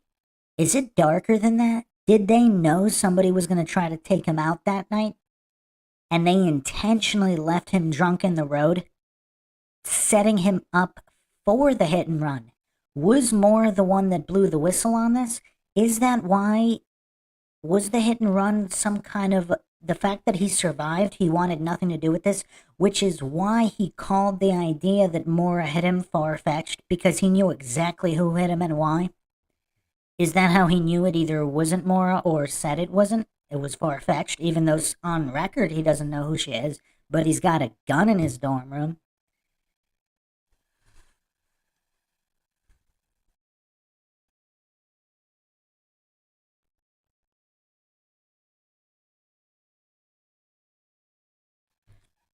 Anybody else find all this stuff weird?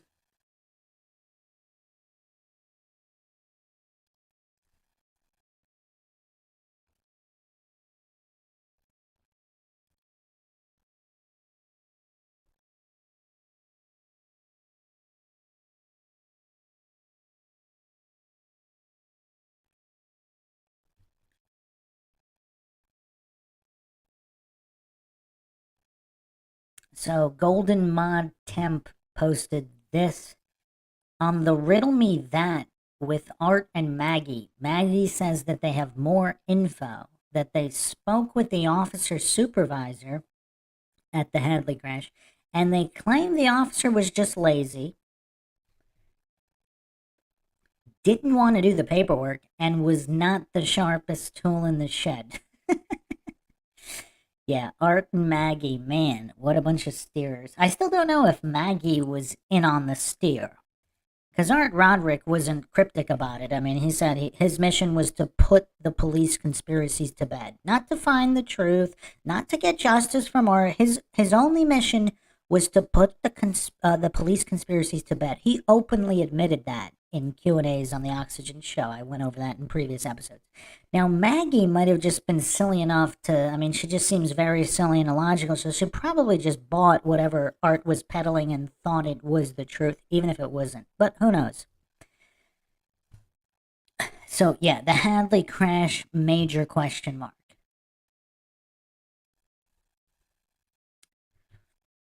Sun UV Liberty, yeah, well, one, maybe he had more than one gun.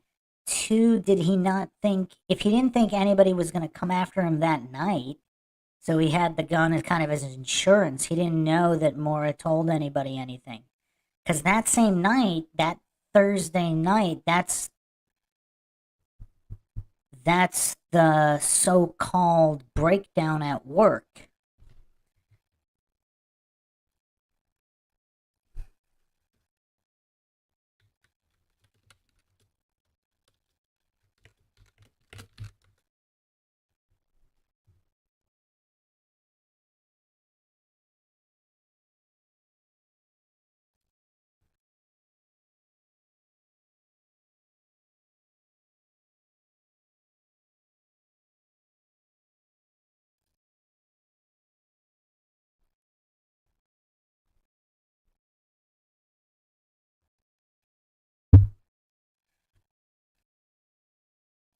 So there's two coincidences. Like, people forget that Monday, when MAURA disappears, that morning is when they announce that Patrick Vassey's in a coma and he might not even make it. So we have two coincidences here. The night of the supposed breakdown, when MAURA's upset, that's within an hour or two of the Patrick Vassey hit and run. Then all of a sudden she goes missing on the same day that it's announced that it's reported that Patrick Vassey is in a coma and might not make it. So, do we have a catalyst and a linchpin? Because, I mean, that's two major coincidences.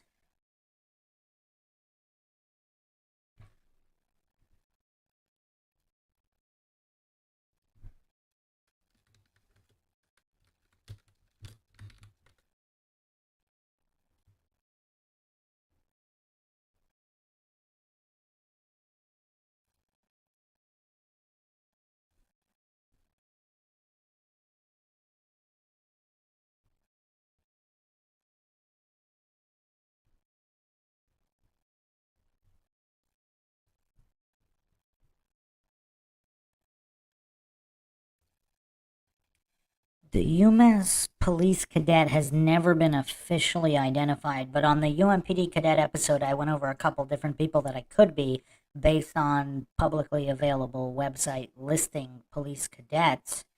But Ruddock was the Hadley PD officer on scene. Brutally honest.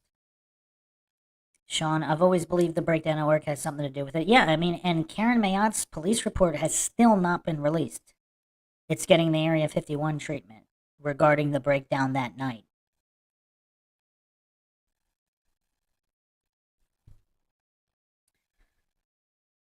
So, a lot of unanswered questions there as well.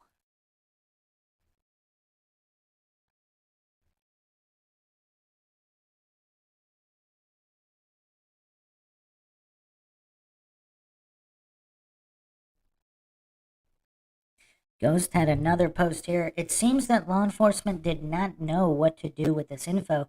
If a family member related to that number, regarding the number found in Maura's car, was an undercover agent in law enforcement, then this could connect the pieces, although undercover work by law enforcement is typically not dispersed to the public based on security and safety.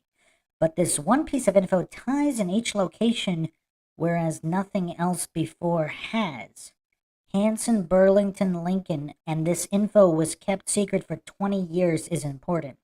Is this the POI focus in Fred's court trial?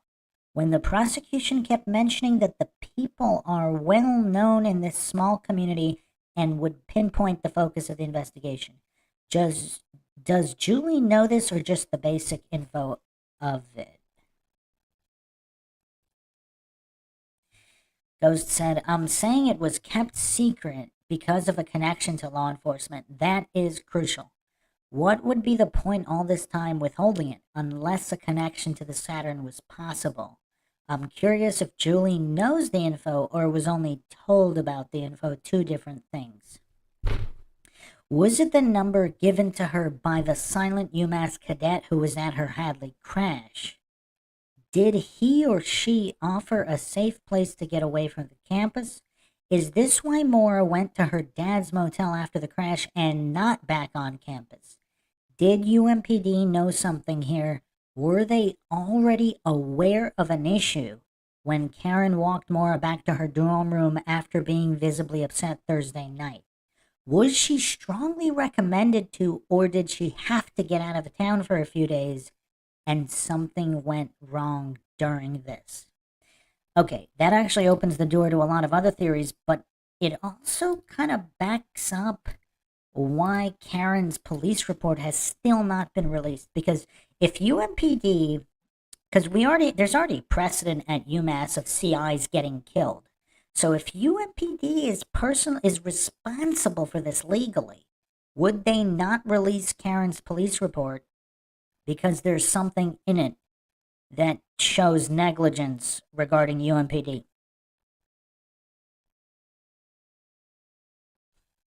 Brutally honest, I kind of mentioned this before. I don't know. The fact that nothing can be nailed down is in and of itself a major clue, which would point to some kind of upper agency involvement. Supposedly, Karen Mayott's daughter posted a comment on one of the last MindShock videos, but she didn't realize she just said I'm her daughter with a matching name. I don't know if that's really her daughter. I asked if she had any info that she wanted to share. I don't believe she responded. Sean states, if MAURA thought she was in danger, I think she would have told her dad. Well, maybe she did. We don't know that she didn't. Fred does seem to know more than he has stated. I don't know what, though. Maybe he really thinks it's irrelevant. I mean, I don't know.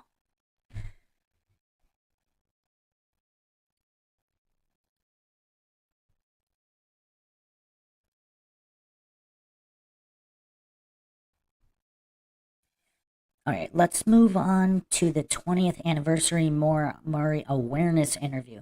Retired NYPD posted this.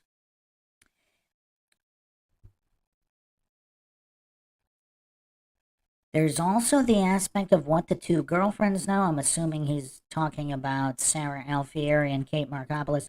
Why does nothing Billy Rausch does or says ever seem to add up? Why is Billy Rausch's mother still hyper involved in this case? What's Aaron Larkin's angle? A girl who barely knew MAURA Murray, Bill Rausch even less, may have passed the scene of the accident on the date in question, 2 states away but can't be sure, then goes on to devote years to a podcast which focused solely on clearing Billy Rausch, someone she barely knew. What did my sister really mean? Why did Bill Rausch frantically get leave and round up an entire posse for what may only have been a DWI walkaway? Why did Bill Rausch have missing persons flyers immediately made up? Why did Billy Rausch's friends act like the lead detectives when questioning the Westmans? Why can't Billy Rausch produce a plane ticket? Billy Rausch bragged how he left behind and went to Europe to meet a girlfriend and no one knew he was gone. Was Billy Rausch even at Fort Sill on the dates in question? Billy Rausch was a manipulating control freak, convicted sex offender. Why was he making 50 repeated frantic and short phone calls to professors at West Point the day prior? What was he so frantic about? Was he losing his grip on Maura Murray? Was he involved in the sex scandal that unfolded that very week? Another coincidence, there's no shortage of those. Remember, he was no longer a West Point student. Makes it even more odd. Nothing adds up. What does everybody think of that post? I mean, when he wrote it all out like that, it's almost like a soap opera. I mean, literally, all these avenues, none of them can be corroborated. Nothing adds up.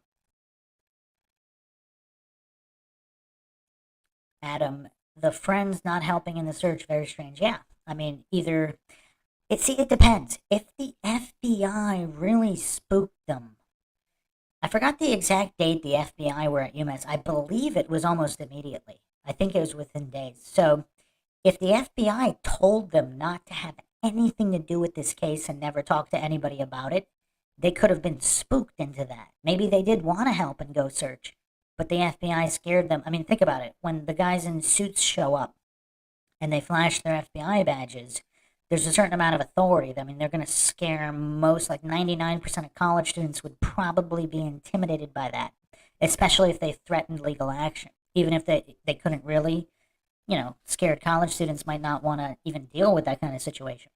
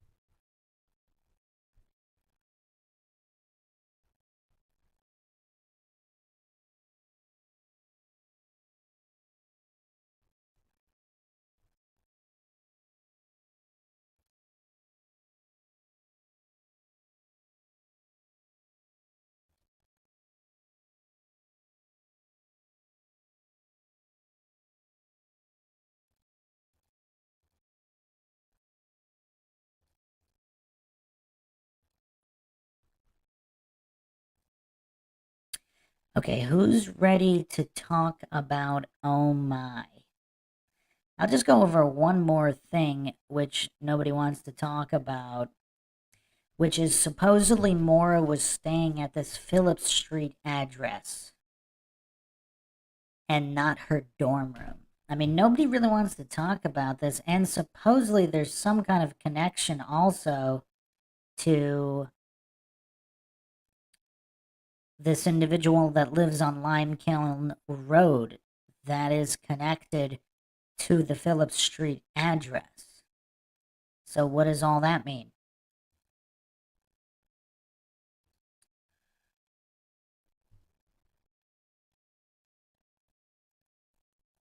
Brutally honest, I don't believe so. I don't believe they did actually do a legitimate forensics investigation of the Saturn.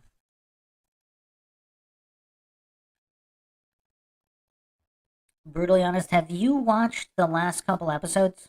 Because I went over a lot there.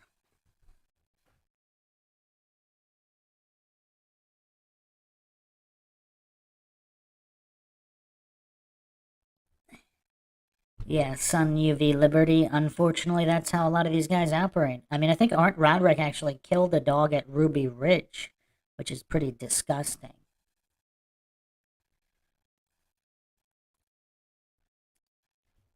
Yeah, brutally honest, check out the last, I would say, 2 or 3 episodes. I went over a lot of new information on those. So now we're going to move to the user Oh My Coincidence, which is really weird. Everything about this guy is weird. So this is a post by user since deleted. I don't know if it was John Smith who posted this. Had to fix some spelling on this, keep the full name out. Why was Oh My so involved with the case early on? What was his intent? I made a list of oddities and notes that I found of interest regarding this individual and the Maura Murray case. So apparently this guy created an account on February 9th, 2004, or multiple accounts and email addresses. I recently spoke to Julie Murray through email, and she told me that this individual had threatened Fred Murray when Fred tried to talk to him. This contradicts everything Oh My was posting on topics about wanting to help the family and Fred. This makes no sense. She also made it aware that any tips on this guy should go to law enforcement and that law enforcement had received tips on this individual before. This individual is now deceased. He was killed in a motorcycle accident 2013, I believe. He was a top friend on MAURA's MySpace page. Why? Question mark. He would have had to have been added before 2013. Once again, was this page always a tribute page? Question mark. Was it ever originally MAURA's own MySpace page at some point? If you don't believe me, go look over at her MySpace page yourself. I had to block out the name. So here's the thing. Has Julie ever answered these questions? Because you would think Julie Murray would know the answers regarding MAURA's original MySpace.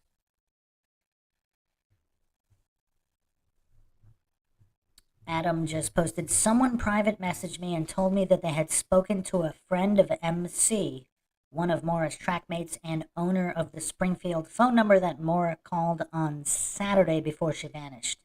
The friend referred to MC as K and said that K was MAURA's roommate. However, MAURA didn't have a roommate, so strange. Well, Adam, I will counter you this.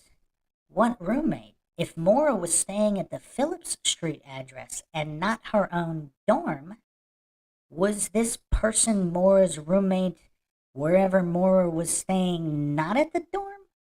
And when MAURA mentioned her roommate to other people like Karen, was she talking about a possible roommate at the Phillips Street address or in that general area if she was staying with someone and not at her dorm room, either because she was scared to stay in her dorm room because of UMPD or other individuals, or for whatever other reason? So I wouldn't necessarily, especially if MAURA mentioned that this person was her roommate, someone MAURA is talking to that doesn't know that what MAURA is talking about. They don't know whether she means her roommate in a dorm or roommate somewhere else where she's staying. We don't know any of that. So without knowing that information, we can't just say it's not accurate. Because if MAURA wasn't staying at her dorm, she potentially could have had a roommate.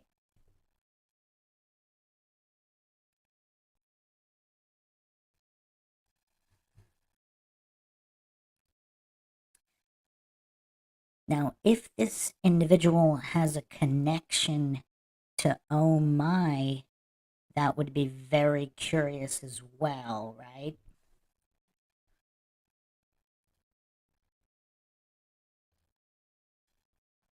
So again, Julie would probably have these answers regarding MAURA's MySpace page. I find this part to be the most interesting, and I actually found it out years ago. This individual created a new email on exactly February 9th, 2004, then got a new phone number on exactly February 10th, 2004. The type of phone number he used was voice over IP. I'm not sure how common these types of numbers were back in 2004, but the background check on this number showed a warning next to it saying that these types of numbers are usually involved in money and romance scams. According to Ken Mastrullo, an investigator who worked on the case, this individual was the recruiter of the Barge Inn dancers that came from Burlington, Vermont.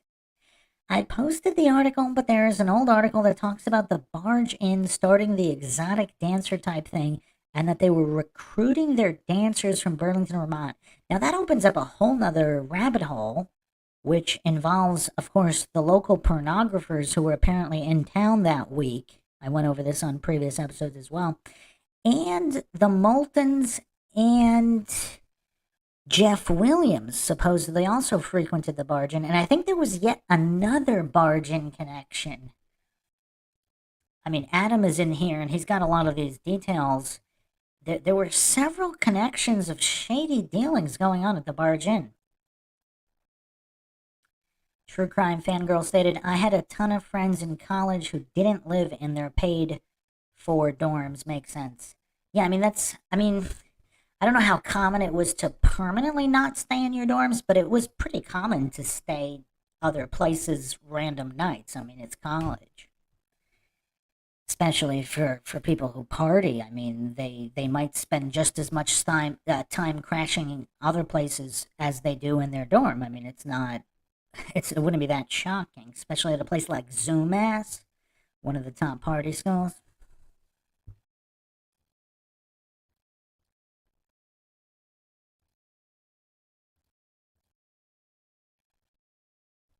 Adam, do you have any further info on the Barge Inn? Because there was a lot of shadiness surrounding the Barge Inn.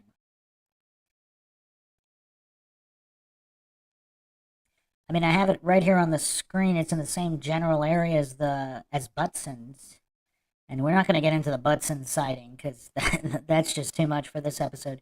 I still want to bring out a new theory after we get through dealing with Oh My. Adam stated John Kerry visited the Barge Inn as well. It was all over the paper. So weird. I don't know the Barge Inn was such a big place. I don't believe it was a large place, but there was a lot of stuff going on there. I think that it also changed owners. I forgot. I went over this on early episode. I believe the owners changed and there was some kind of shadiness there, possibly connections to the Moultons and Jeff Williams. Don't remember.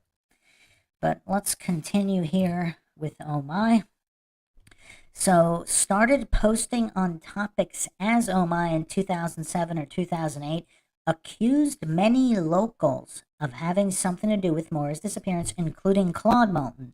Later redacted the statement, or I don't know if that's supposed to be retracted, and blamed others, then went back to blaming Claude again. Now that's all very, very weird. If this guy has a connection to Maura Murray or someone around that Phillip Street address, and something happened to Maura at UMass, would he create all these new accounts, phone numbers, and try to put the blame on all these locals, even if he is a local, if he just to steer away from whatever happened at UMass?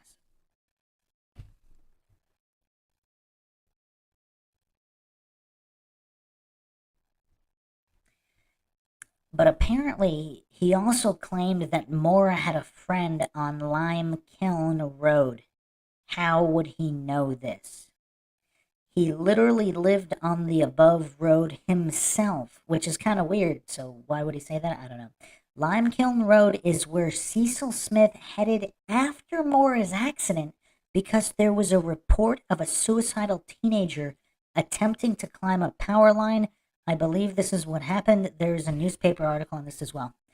Now, okay, is it possible that. So, the other weird thing is apparently there were tons of suicide calls being called in that night, like five, six, or seven, which is typically the amount they get in like a whole month. And that was all going on that night or within a day or two. I mean, I don't know.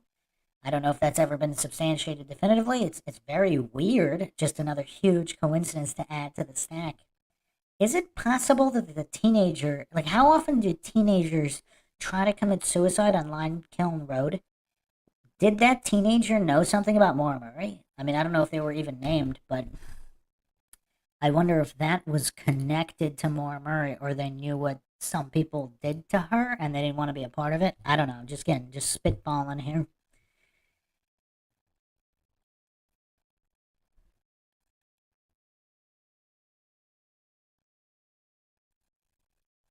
Apparently, Moulton loved hanging out at the Barge Inn. Sun UV Liberty. I still wonder about the gun in Vassie's dorm. If there was a law enforcement involvement and there was a chance that a gun might end up tied to a crime, what better fall guy? Oh, are you saying they planted that gun? That's interesting. Someone in a coma wasn't expected to make it. That's an interesting theory, Sun UV Liberty.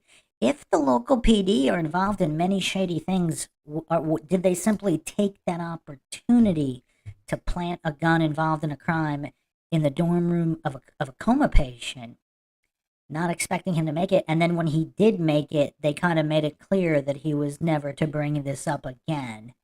And then he's just saying it's far-fetched that MAURA was involved in the hit and run. Like, how would he know whether it was far-fetched or not if he never knew her and he doesn't know who hit him? Just really weird. Really weird.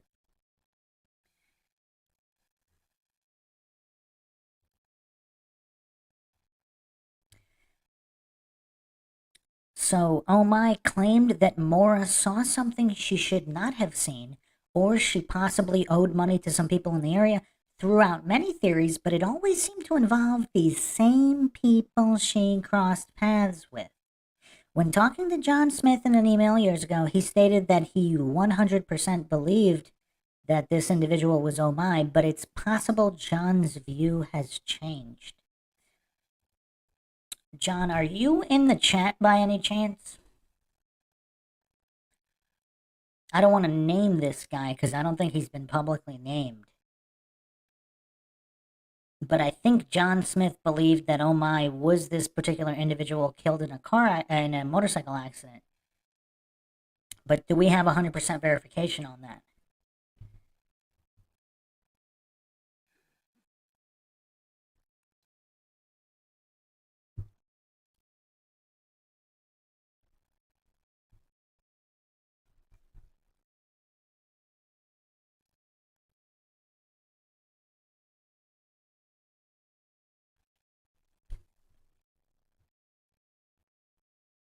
So here's an article by Gary Giotto, special to the Globe, Haverhill, New Hampshire. For the life of him, George Bartzis can't figure out what all the fuss is about. He thought bringing strippers to town was a novel way to pay his mortgage. But Bartzis, the owner of the Barge Inn Restaurant and Lounge in Woodsville, got tongues wagging all over the village recently when he decided to bring exotic dancers from Burlington for 3 nights of R-rated entertainment scheduled for May 7th, June 4th, and July 2nd. Ever since Haverhill selectmen Robert Rutherford and Ernest Town granted approval for the shows on Monday, the restaurateur alternatively has been accused of corrupting Woodsville's morals and applauded for livening up the dreary interregnum between winter and spring in these parts known as mud season. See here, I'm not a gangster. I'm not doing anything dirty. I'm just a man who works 7 days a week, 24 hours. He works 24 hours a day. That's weird. Trying to pay my mortgage, they just don't understand, Bartzit said in an interview from the Family Style restaurant, a local landmark he has built up over the past 24 years. The cash realized from the 3 exotic dance shows in the restaurant's basement function room should help pay for the second mortgage he took out in '88 to renovate and improve the Barge Inn, Bartzis said.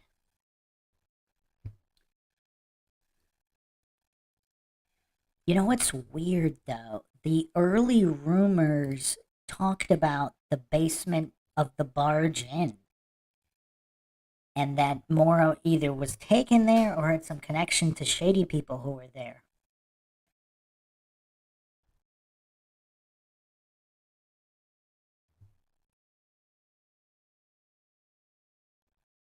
Adams said, I'm the one who talked to John 2 years ago, and he did in an email state that this individual was 100% Oh My.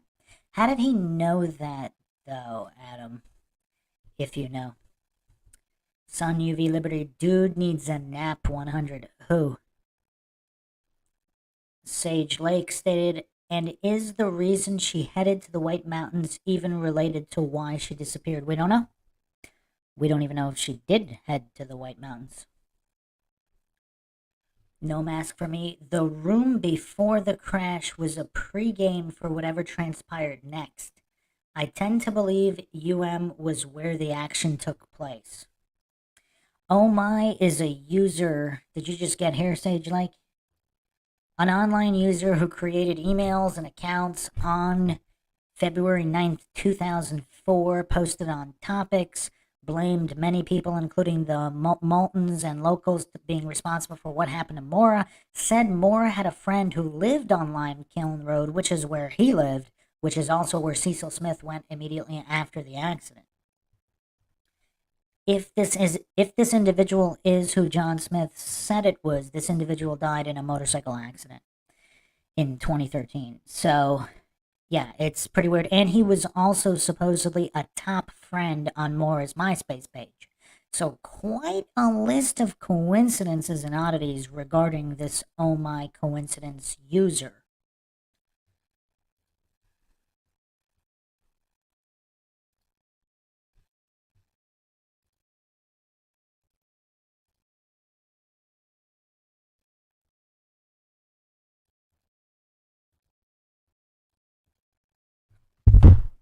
Yeah, Sage, like lot of wild stuff going on here. So if nobody has any further questions, I'm gonna go over one more new theory. I mean, obviously, it's got intersections with previous theories. Adam states, I have no idea how he knew. I think Ghost or someone else had told me that John called him years ago or attempted to. I think they were talking over topics at first, then John attempted to reach out. Is it possible he could have simply claimed to have been this person? Because, I mean, like, look how many weirdos the Maura Murray case attracts. So, even if John met him in person somehow, how could he be 100% sure that he was that particular poster? Although, I mean, John Smith seems pretty sharp. I don't know if he would be fooled easily without definitive proof, but I don't know. I mean, is it possible this guy hacked Omai's account so he had info somehow that made John think it could only have been him?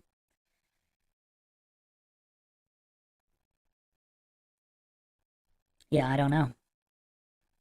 So, any other questions before we get to the final theory?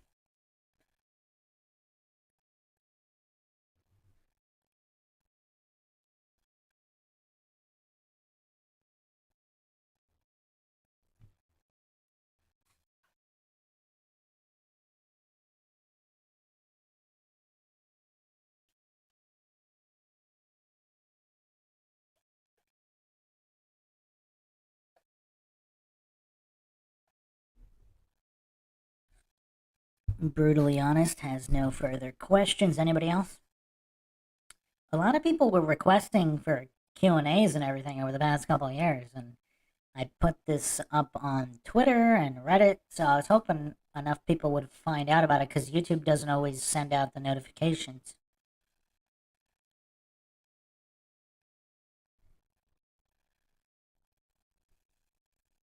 I stated earlier, if John Smith and James Renner decided to work together, they could probably get it done, because they approach all the different avenues differently. But if they teamed up, they could probably get this done.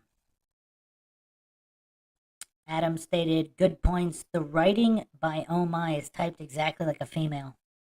I mean, I don't see John Smith being easily fooled, so it probably would take someone hacking Oh My's account to have some kind of info, or maybe post something that John Smith told him to post, in order to convince John Smith that this was Oh My, even if it wasn't. Well-regulated watch reviews. This isn't really my theory. I don't have a set theory. I've gone through 3 different Maguire theories. Yeah, brutally honest, no problem. I'll probably do another one, because there's still a ton of stuff to go over. So I'll probably be doing another one in the next week or two. Adam states, once again, this could have been done on purpose to throw people off. Absolutely. But the problem is we don't know. So it could have also potentially... See, if this is a mentally unhinged individual, it could be because they're just inserting themselves into this case for kicks. Or it could be because they really do have some kind of insider info, or possibly were responsible for something, or knew those who were, and their conscience is just killing them. But they're mentally unhinged, so this is the way it played out. Thanks, True Crime Fangirl. Yeah, the YouTube, for whatever reason, it's really bad at sending out notifications. So most of the time, I just get endless comments. Oh, I missed it. I wish I knew this was on. Like, I didn't get a notification. I mean, probably 90% of people say that. So you kind of just have, I guess you have to just go to youtube.com/mindshock and manually look for stuff. Otherwise, you're not going to get notifications. No mask for me. My last question would be, why did Billy appear to know before anyone else in the official narrative? Julie said Fred did not know until Tuesday morning, yet it appears Billy Rausch's family was in action that day. Well, I guess no mask for me. It all goes back to Bill Rausch being on the phone with McDonald that evening, allegedly while MAURA or whoever was dumping or staging or traveling somewhere with the Saturn.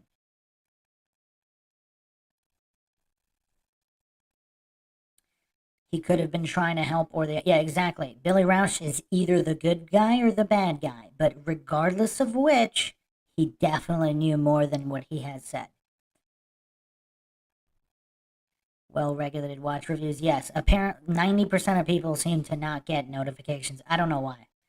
I'm hesitant to say it's because they're censoring this channel because it's not PC or whatever, because there's big channels out there with hundreds of thousands of subs that are totally PC, and there's just endless comments about people complaining they don't get notifications for those big channels either. So I don't really know what it is. It might just be YouTube. YouTube's algos are just not great.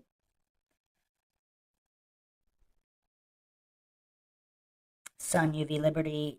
It's not just that he seemed to know but before everyone else, but it's also that he seemed to go straight into panic mode. Yes. Yes. If he was really in the UMass area the previous week, that would explain some things, wouldn't it? Yeah. His former professors. Wow. Yeah. So the boyfriend's former professors are interviewing neighbors of a DUI walkaway. I mean, I've brought this up before. Can we think of a single instance that this has ever happened in before? True Crime Fangirl states, I've heard the unsubscribing and then subscribing again helps. Yeah, you guys can try that. If you subscribed years ago through many algo changes, maybe there wasn't an update or something and it glitched out. Yeah, you could try that. Unsubscribe and then subscribe again to see if it refreshes the algo. It's a good idea, True Crime Fangirl. All right, any more? I mean, I'll take questions about the new theory as well, but does anybody have any questions about anything we went over thus far or anything we haven't gone over yet? Sun UV Liberty. If you really want to piss off the algo, all you gotta do is think critically, pretty much.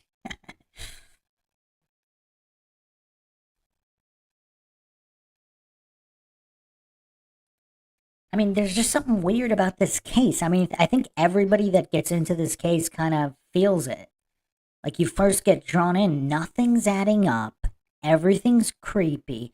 So, my previous theory, which I still kind of stand by, it seems like there's some upper agency involvement. Either Maura Murray was a CI or she wasn't, and she intersected with something with an upper agency issue. And that's why you have all this weirdness.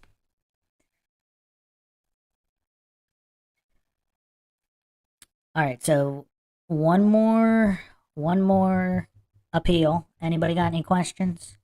Anything we went over today, anything we haven't gone over that people have questions about, we can go over. And then I will unveil the new Bruce McGuire theory. I honestly kind of forgot my first two theories, so, well, one of them was, I believe, the CI one, where, well, whether she is or she isn't a CI, the Black Saturn was mistaken for somebody else's vehicle, and things got out of hand. But other than that, if it was really her, see, if it wasn't her, if it was being towed, I mean, I'm just hesitant to just throw away the findings of all of the accident reconstruction experts who said the damage to the hood was a tow hitch. I'm just hesitant. The other thing is, if she really was driving the Saturn and there was an earlier accident, and at that point the Saturn had to be towed, but then what happened to the tow truck? Or was it some kind of ghetto tow where it was just being towed off the back of a pickup and not an actual tow truck? Would that explain it? No Mask for Me says, I agree, the feds are the only ones with enough power to cause this much silence and misinfo. Yes. Adam stated, let's also not forget how many people have accused Claude Moulton in being involved in Maura's demise. I mean, from the beginning. Yeah, and you do have a lot of Jetstar weirdness as well. And DMS fuels. I went over this on the previous episode. Here's the other thing. If the Moultons are involved with, let's say, some shady local police and everybody knows these rumors, they might be blaming these guys, even if Maura never made it up there. They would be the first guys people would blame if they knew, like, these are the shady guys in town. So everybody would immediately point the finger at them, even if Maura Murray never even made it up there. So we could probably keep that in mind as well.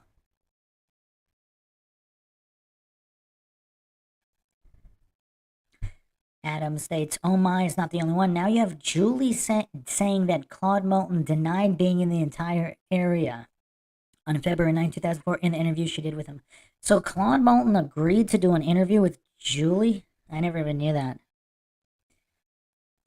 True Crime Fangirl asked, has Julie ever commented on the CI comment? That's a good question. I don't know that answer.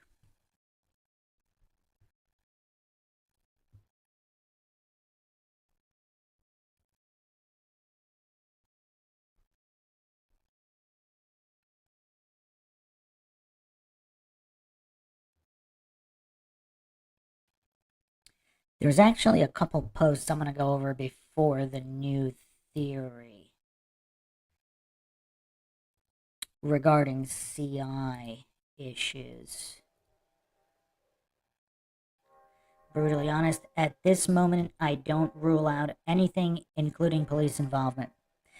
Well, yeah, I mean, here on MindShock, we do not claim anything is true or untrue. The motto here is, of course, the only thing we know for sure is that we don't know anything for sure. If you weren't there, you don't know what happened. Adam posted, Claude's ex-wife even said he was not only there in the area, but she dropped the kids off with him for a bit to give gifts for a birthday party that evening. Sun UV Liberty, with the connections Billy and Julie have, it's a possibility they have already figured out who was responsible, and it was handled quietly. Wow, that's a new one, Sun UV Liberty. I actually haven't, in all these years, I haven't heard that one. Interesting, but would they continue to make this whole show? Like, what would be the point? Like, why would Billy come back out of the woodwork? Because he had been silent for so many years, then he randomly came out. Like, why? Why didn't he just stay silent? No Mask for Me said, CI Maura Murray case, just like Streslin said. Well, the other thing, oh yeah, I remember my other theory. That if Maura was friends with someone who she didn't know was a CI or undercover, and people came after the guy that Maura was with, and she was collateral damage, and the upper agency was never going to let that get out of the bag, so they covered the whole thing up. Especially if he's on the liquor store security footage with her. I mean, they would never release that.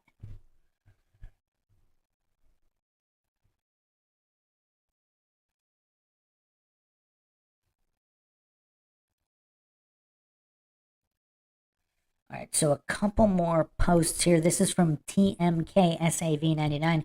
One reason that none of this may add up is that in some scenarios, perhaps not much, if any, of this motivated or is directly responsible or directly involved in anything actually involved in the disappearance. Maybe this stuff is merely the detritus of Maura Murray's chaotic life, and none of it is part of the solution. By the way, of another example to make a point, use a different scenario.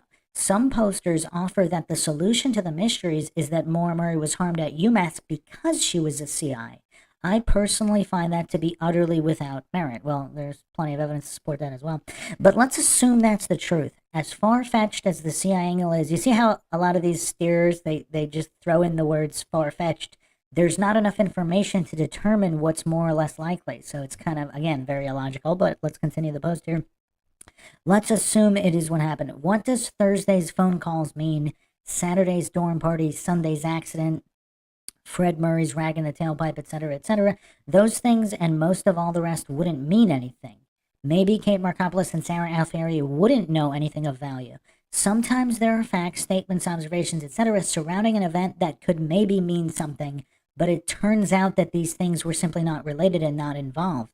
Maybe that's why so much seems out of kilter. It's because these things aren't related and that's why they're out of kilter. I mean, I don't know exactly what they mean, but are they saying Maura Murray was a CI, but that has nothing to do with why she went missing? That'd be kind of weird.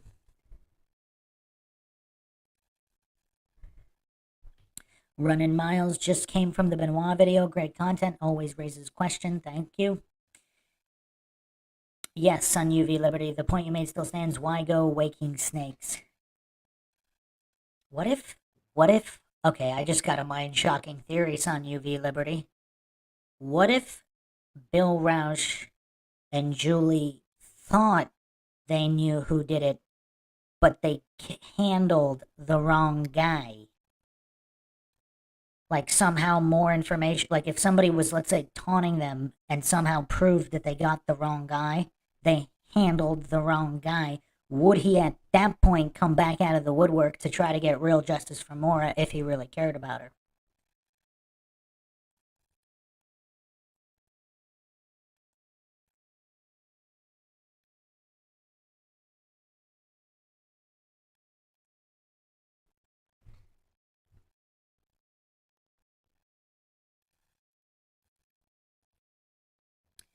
Ghost followed this post up with, Maura was employed by the UMPD. People aren't required to believe anything like it's a religion, but I never understood why it's dismissed like an alien abduction. Only because, for context here, it was almost 10 years later that UMass student Eric Sinakori had just been ratted out as a UMass CI, and then right after was found overdosed and dead. UMass was deadly silent about everything regarding him. It was his mom who was able to backtrack his cell messages on his CI status, and then also found out one of his dealers was a teacher's assistant at UMass. Once it became known, they were left with no recourse and another involved was charged. But that crooked police involvement, well, because it's a horrifying practice, was still going on 10 years after Maura vanished. The UMass cadet has never been known, nor if they were with Maura at her Hadley incident. She may have been upset if Vassie was a campus CI as well and was run over for dead. After Vassie was struck, UMass police found a gun in his dorm closet. The guy was almost killed, so what reason would they have to search his room up and down? Oh, they did the same dorm room search when Maura vanished.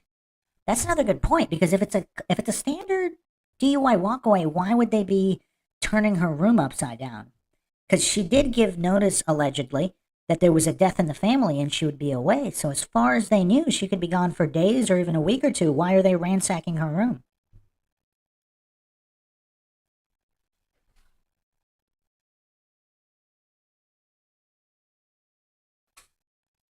I don't remember Mystic River, Sun UV Liberty. Are you sure that's Mystic River? Or was that another movie? I don't remember. But what does everybody think about what I just said? Why are they ransacking Maura's room the same way and going through her computer, going through her IM messages or whatever, when it's just a DUI walkaway and she gave notice that there was a death in the family and she'd be away? What does UMPD know? And if there was some kind of corruption within UMPD, and they were so-called getting or taking care of business in the direction of Vassie, did Maura know she was next? See, that's another interesting theory, because let's say Maura and Vassie were working together as CIs on something. She finds out Vassie's been hit. Is someone trying to send a message, and is she next? Was that UMPD who called her at the UMPD desk line, landline, and told her they just got Vassie? And it's a warning. Now, Monday morning, it's announced that Vassie's in a coma, and he might not even make it. And then MAURA decides to bolt. What does everybody think about that? I mean, that would explain some things at least. Again, I'm not claiming anything is true or untrue, but at least that would explain some of the strangeness. And the other thing, in the media, UMass is dead silent.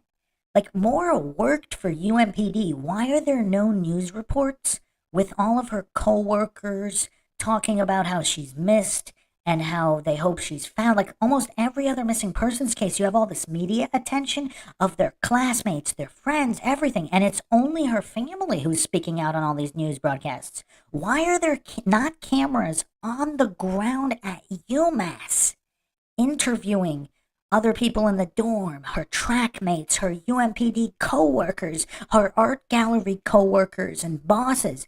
Any other case, you would see all these people all over the news appealing for people to search and information on MAURA Murray.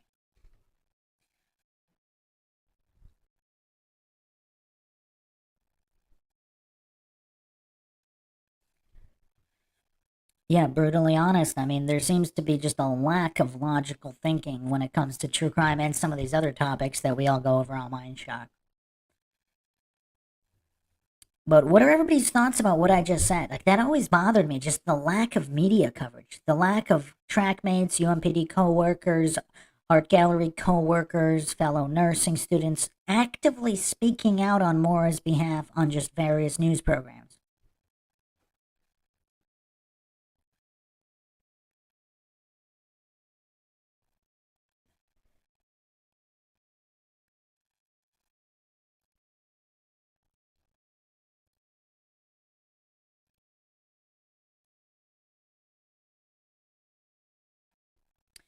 Continuing Ghost post, not a coincidence, but these things cannot be ignored as a CI connection. Even if MAURA was not the CI herself, she easily may have known who it was. Well, also Streslin's comments about the CI. If all this is ignored, then some may be using misdirection here to stop eyes from looking at UMass, in my opinion. I graduated posted the UMPD, Hadley, and Amherst PD triangle should not be ignored.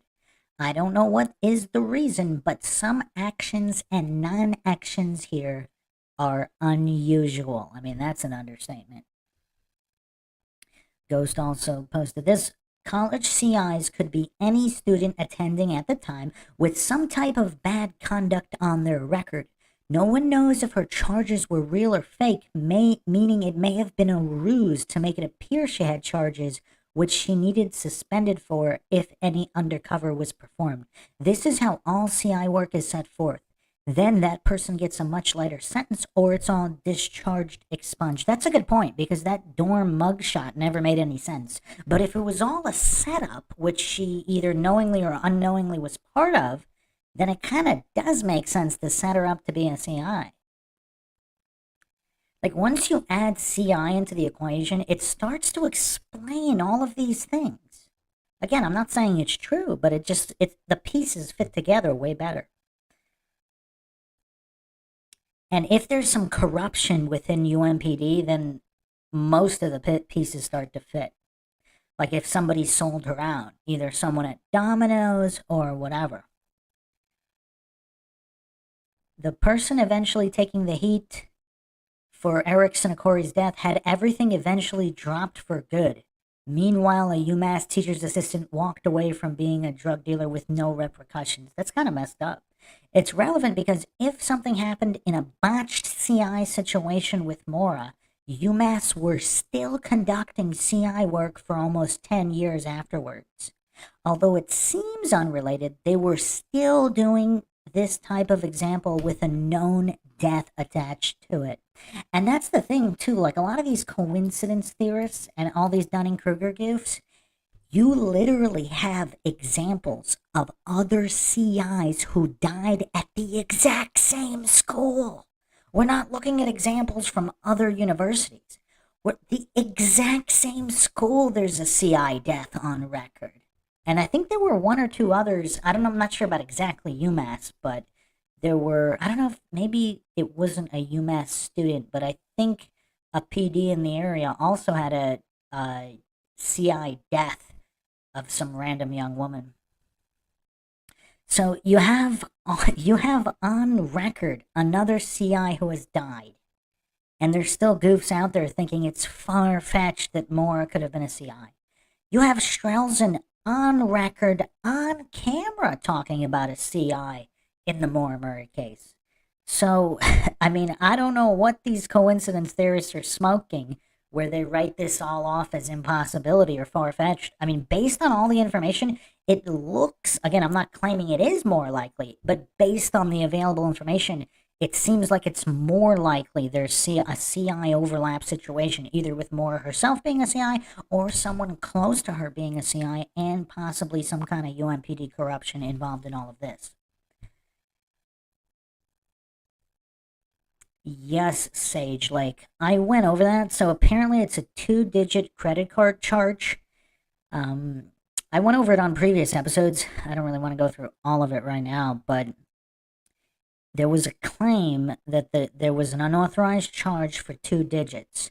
And apparently there's this sting op over a 2-digit credit card. I don't know if this, I can't find any example of this happening. Because when there's an unauthorized charge, you just call up the credit card company and they refund the money, or they don't, whatever, depending on whether you have credit card protection for unauthorized charges. Maybe you file a police report, maybe you don't, but there's an immediate sting up. Yeah, pizza, Sonia Vila. There's an immediate sting operation put into place. How much did the sting up cost? There's no way that sting up, with at least minimum of 2 officers involved, cost less than the 2-digit charge. There's no way it costs less. And they're doing dorm mugshots? So a lot of people think that MAURA is just immediately guilty. But, so if she knew that this is a requirement for the sting op, she might have knowingly been involved in this, or maybe she knew she was being set up and she was threatened by the officers, or she was protecting somebody. Or there could be some kind of jealousy situation going on. I mean, this isn't rocket science. If there's another girl or whoever on the floor who maybe doesn't like MAURA, and there are these pass-around credit cards, either people's parents' cards or people who are more well off, and they give permission for students to just buy food or pizza on the card. And then other people did it, there was no problem, and either MAURA did it or MAURA's friend did it, and someone reported MAURA for it. And MAURA might have either taken the fall, but she could be innocent even having used the card. It could also be a double setup situation where someone who didn't like MAURA, they took someone else's card and told MAURA it was the pass-around card when it wasn't. So MAURA only made those charges on the card thinking that it was a pass-around card. And similarly, the people that want to drag MAURA's character through the mud, she's not here to defend herself, at the West Point or the Fort Knox gift shop, how easy, I mean, this is literally a very common, not incredibly common, but it's a somewhat common prank to slip stuff into someone's purse or bag, and then when they try to leave the store, they get caught for I mean, it's a very mean-spirited prank, but there are kids, I've seen kids do this at the mall, like, it's years ago. I mean, sometimes it's friends just taking it too far. Sometimes it's, catty or jealous situations where people are trying to get other people in trouble. Is it really beyond the realm of possibility? A jealous person slipped something into MAURA's purse at the Fort Knox gift shop, specifically because it was Fort Knox, like as a gag or a mean-spirited prank. Or, of course, maybe MAURA did do it herself because she wanted to get kicked out of West Point, but who knows? I mean, these are all assumptions.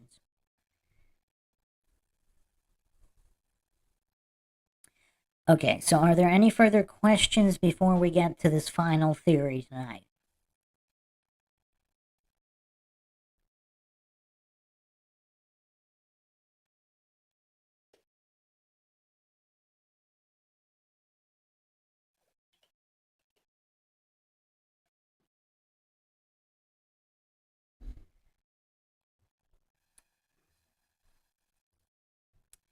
So this is based off a recent post on the Maura Murray sub by Educational Pen.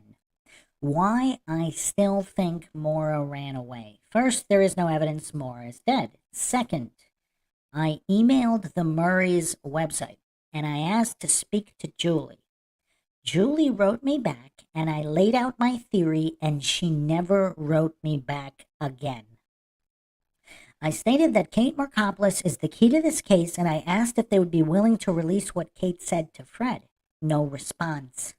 I think Maura ran away. From what I see from the family and the way Hussein and others describe Maura, she reminds me of an ex I had. Maura was insecure, tired of being compared to Julie. Fred was an old school dad, and Maura was tired of it and Billy being exactly the same. She found comfort in someone who listened to her, Hussein. After the two crashes, Maura considered herself a failure, being abused by Billy. She returns the clothes, and Kate and her friends arrange Maura's escape. This is why the accident scene looks staged, because it was. Follow-up car shows up and off Maura goes, which also explains why Kate and Sarah never went to search for Maura. There was no need to. They knew she had run away.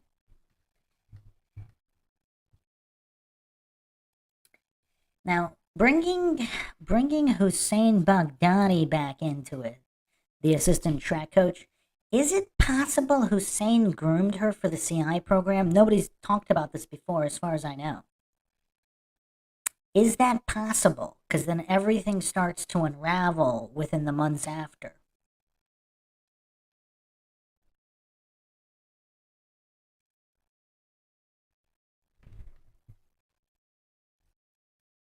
So if we go with the theory that her friends helped her escape and they staged the accident scene, which is why it looks staged, maybe they were trying to do it at Hadley and it failed. But then, as far as they know, it succeeded, but Maura was harmed shortly after. This is just another theory, but she's got two groups of friends. So this is another thing that always bothered me. She's got her old Hanson friends, one of which supposedly goes to school very close to UMass, but they never saw each other, supposedly, which is another curiosity. And then she's got the circle at UMass, Kate Markopoulos, Sarah Alfieri, and possibly others that we don't know about, other track teammates like the one she's calling on Saturday.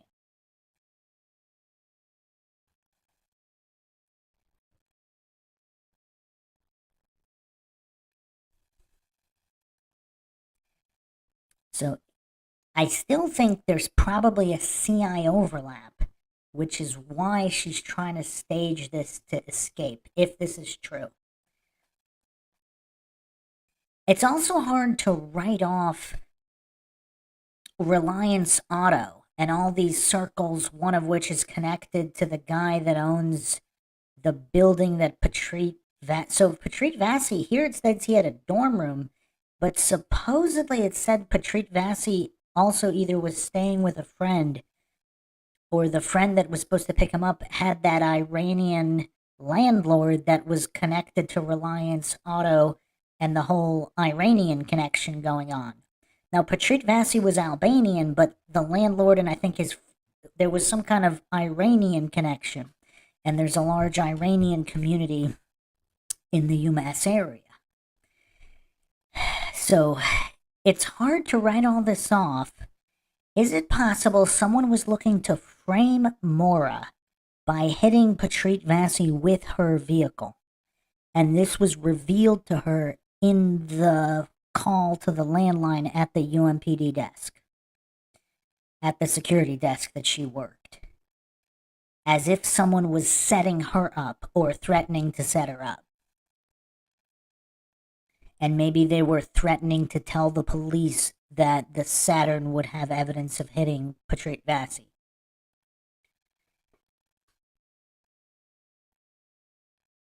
What does everybody think of this theory?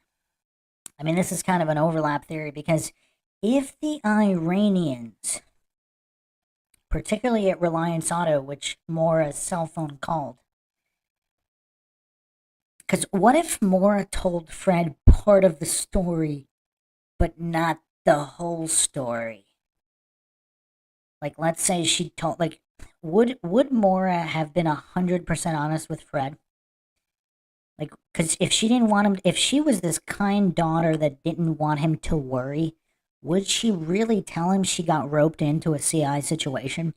But she might tell him that her friend borrowed the car and was involved in some kind of an accident, maybe not even a CI, maybe not even a hit and run, and they needed to get rid of the car. Like, would she tell Fred that much? I don't know.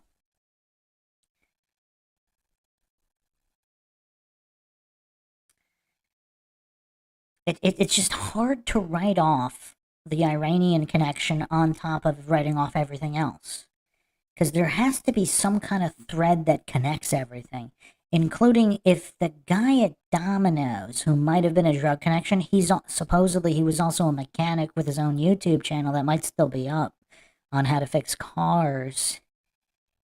If he sold her out, is it possible someone sold her out? So if her and Kate and if Kate and Sarah really are her good friends, maybe they are trying to help her run away, but someone sold her out before she was able to do so.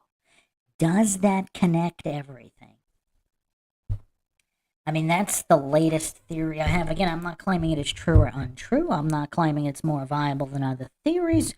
I'm just putting it out there because it's kind of hard to just ignore all these countless layers of coincidences. Like, let's say someone had a connection to this person up in Haverhill.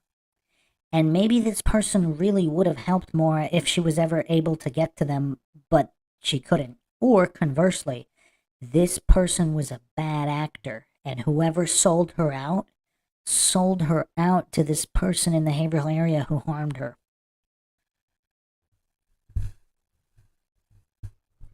I mean, hopefully she was able to get away and she's alive, and I mean, that's the happiest ending, but it's hard. Because whatever her ultimate fate, did someone sell her out in some kind of CI situation? Yes, Adam. It seemed, and not only that, but like what level of catatonic? Because if just some random person threatened her life, if corrupt UMPD threatened her life, because now she can't go to the cops.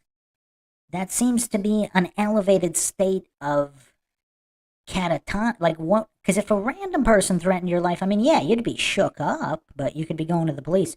If she somehow knew the UMPD were corrupt and couldn't help her with possible connections to Hadley and Amherst PD, because now nobody can help her. I mean, that would make anyone panic.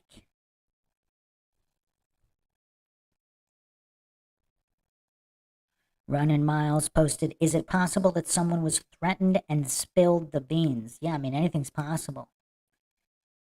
Well, Operation Candy Box was going around that time, which was, I mean, that involved a lot of layers.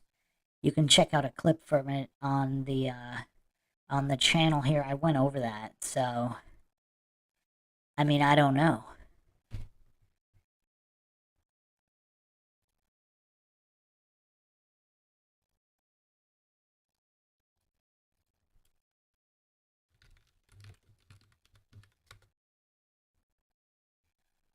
There were over 130 arrested.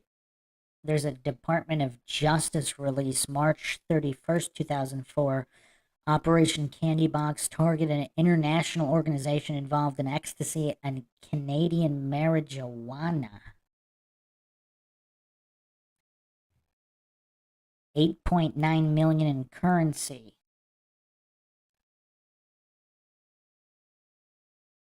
Apparently there was some connection. I mean, it wasn't exclusively UMass, but there was some connection to UMass as well. I mean, there's actually articles here. As late as June 2010, agents still making ecstasy cases off 2004 arrest. So they're still prosecuting cases 6 years after Candy Box. Over 100 or 130 people arrested. There was also major drug busts at Kennedy Hall around that time as well. So yeah, I mean, it's not like there's a lack of evidence that Maura could have been involved in a CI. It's not like there's a lack of evidence of CIs dying at UMass. It's not like there's lack of evidence of giant drug busts at Kennedy Hall. I mean, not to mention there's been plenty of other hit and runs. So here's the thing too, like there were 5, 6, 7 hit and runs that year. Were the other hit and runs legitimate hit and runs? And since there were so many, did they choose to use hit and run as a method to get to Patrick Vassy because they knew it would get lost in the mix of all the other hit and runs? And keep in mind, police officers spoke directly to Vassy shortly before he was hit. Is that also a coincidence? If there are corrupt officers, did they make some kind of a call that Patrick was drunk on the street, ready to get hit, as opposed to try to help the poor kid out? Adam stated, it's also possible the call was a blackmail threat. Did someone have some type of dirt on Maura? Something that could have been sent to Bill or someone else? Maybe. I mean, there were some nasty rumors early on about there being compromising photos or videos of Maura. Someone claimed to actually have them.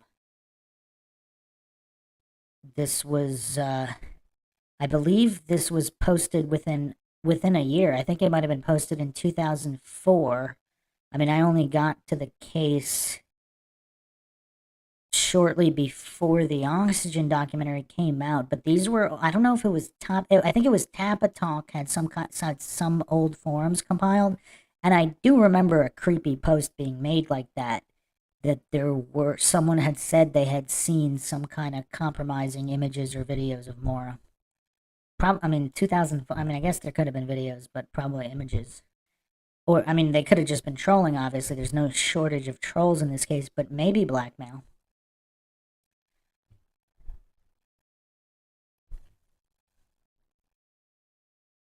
No mask for me also said, and Fred taking out 500 from 8 different banks to get 4K, yet nobody could say they looked at the cars the day after school was called off for snow. Also, was there any footage corroborating that Fred was the one who got the money? Run and Miles said, if the local PD is in the pocket, then there is no help. You're effed at that point. You're better off not reporting to them. Yeah, it's creepy. I mean, I guess running is the only viable option, right? So even if she wanted to run, that doesn't mean she was able to successfully do that. Somebody could have sold her out. Wow, that's dark, Sun UV Liberty. X was a big business during that time. I knew a Cuban guy that was found with his throat slit in a hotel room on Pensacola Beach. It didn't even make the papers. It's scary what goes on. Yeah, that's a good point. I mean, how much weird stuff didn't even make the papers? Because, I mean, we're going through the news articles on what did make the papers. I mean, how much stuff didn't make the papers? Adam, I have no idea. At the time, like, I was new to the case. I just wrote that off as a troll post. Like, I didn't actually think it could be true. Just because there's so many scummy people posting trash online about every case. So this was before I mean, this was just the very beginning. I didn't really start like, this was before I even thought about doing a podcast on the case or any kind of podcast. I wrote it off as a troll post, but now it kind of reminded me, because if there was a blackmail situation, I mean, is that possible? I don't know. I mean, for some reason, I'm thinking it was Tappa Talk, but it might have been Topics. If I had to guess, I mean, it's hard. I mean, I just looked through so many forums on this. Like, what, 50% of posts are troll posts? I mean, there's so many troll posts. I had no reason to take that one seriously. It was just text. He just said, I saw images of her using some kind of foul language, but I mean, it wasn't something where it's like, okay, it's 100% troll, but there was no substantiating evidence. It was just an offhand comment that, I mean, what do you do with that?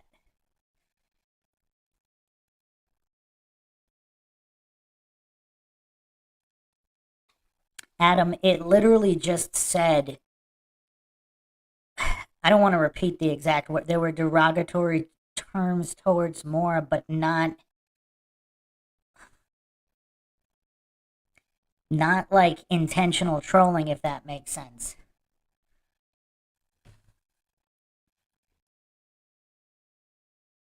Someone just said they had seen photos of her online, not in any kind of blackmail situation, but just some on some kind of, I guess, pornographic sites that were collecting college girl images or something. There was nothing in it that was overly trolly, like attacking her character specifically. But I guess it could have been an honest person who thought they were images of her, but it wasn't her, just someone who looked like her. That's also a possibility, I guess. But it just had nothing to do with anything. There was no reason for me to say it was just a couple sentences. That's all there was. I'm actually surprised you haven't seen it. I think it was either on Topics or the Tappa Talk in the middle of just threads of hundreds of random posts.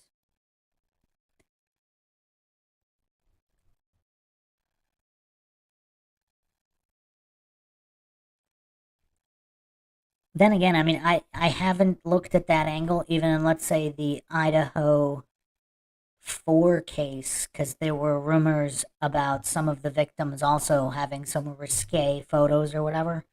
I don't know if people actually went looking for him and found him, but that's a recent case where you would think they would find it from a case back in 2004. Like, how would anybody even verify that? Because even if that person was saying the truth, it was years later. I mean, I'm assuming they didn't save the images, they just saw them on some random website.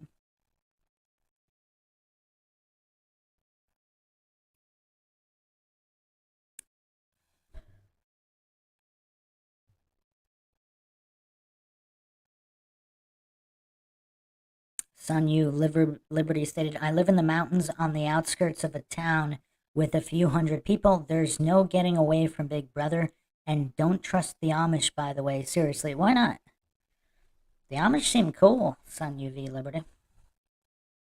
Run and Miles stated, those pictures could also have been for personal reasons and stolen, hacked from her phone, etc.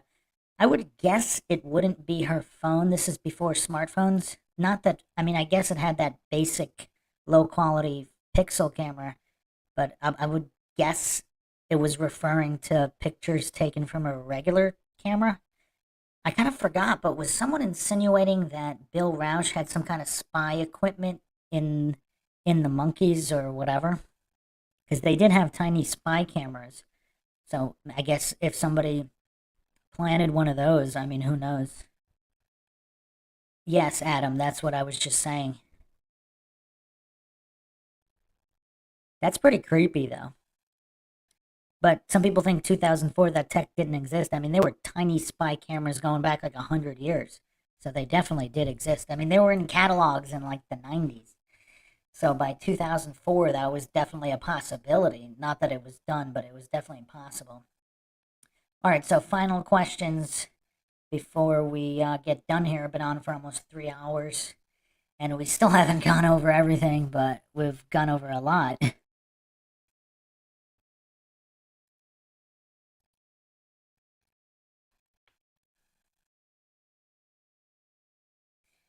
I guess so. I mean, would some kind of blackmail situation over pictures really cause a catatonic state? Or would someone threatening her life with some kind of proof of UMPD corruption or a UMPD individual threatening her life, would that be more likely to cause a catatonic state?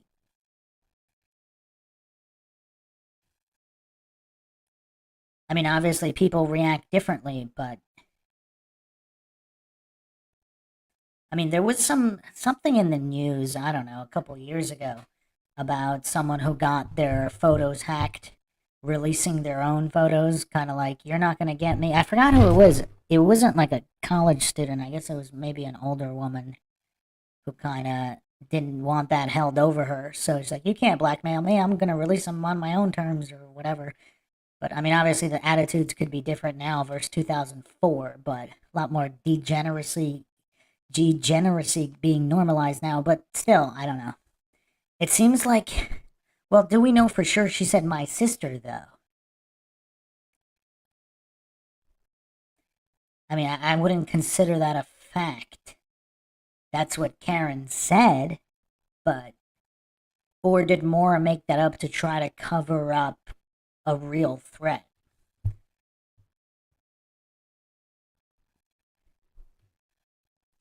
Sun UV Liberty, they seem cool regarding the Amish until you see what they're about.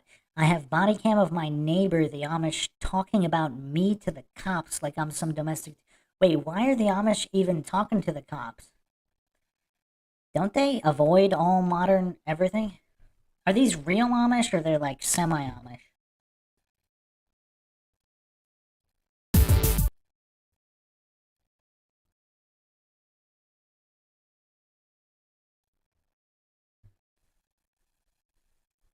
One of his drivers hit my brother with his van. They're snakes in line. Wait, Amish don't drive. Like, are these not real Amish? These, like, fake Amish? Amish don't use any technology.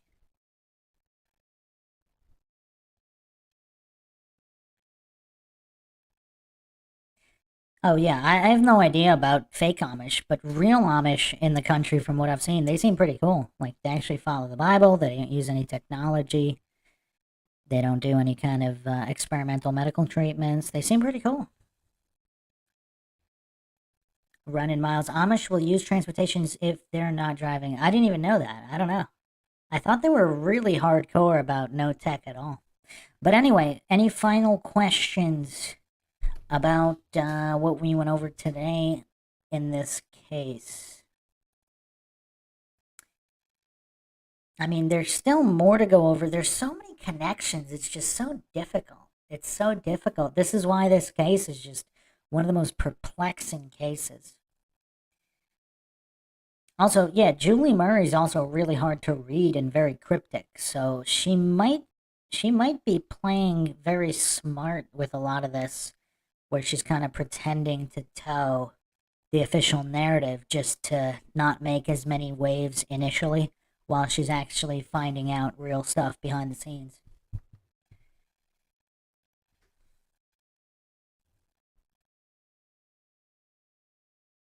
Any final more Murray questions? CIA train. I don't know if she worked directly for the CIA. I believe what James Renner uncovered is she worked for a company which was contracted by the Department of Defense. I don't know if she directly worked for the Department of Defense or the CIA.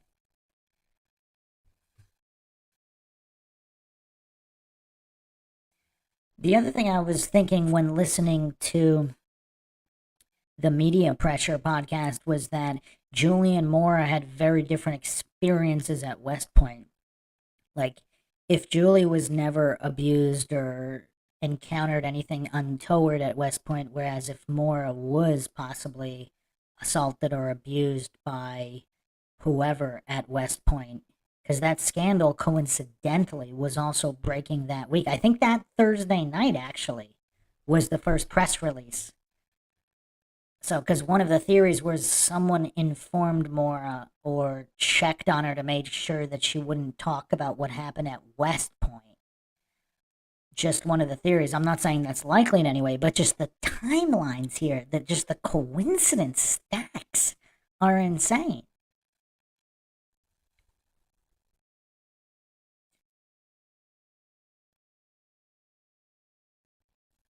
Finnegan said, I keep thinking about the fact that she needed to keep her nose clean after the credit card incident.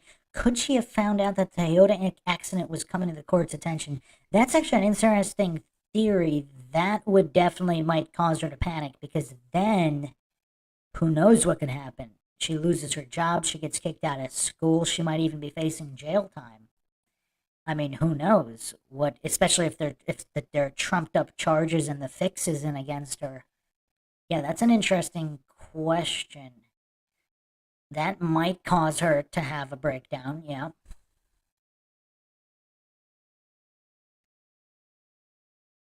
Just, again, this is all circumstantial, and obviously Julie is the person to direct these questions to. But was there a personality change after West Point? Because just looking through photos and videos, it seems, again, I have very few. Julie would obviously have way more. It seems like there was some kind of a change from West Point to UMass. And McDonald might know something, both Bill Rausch and McDonald might know something about that.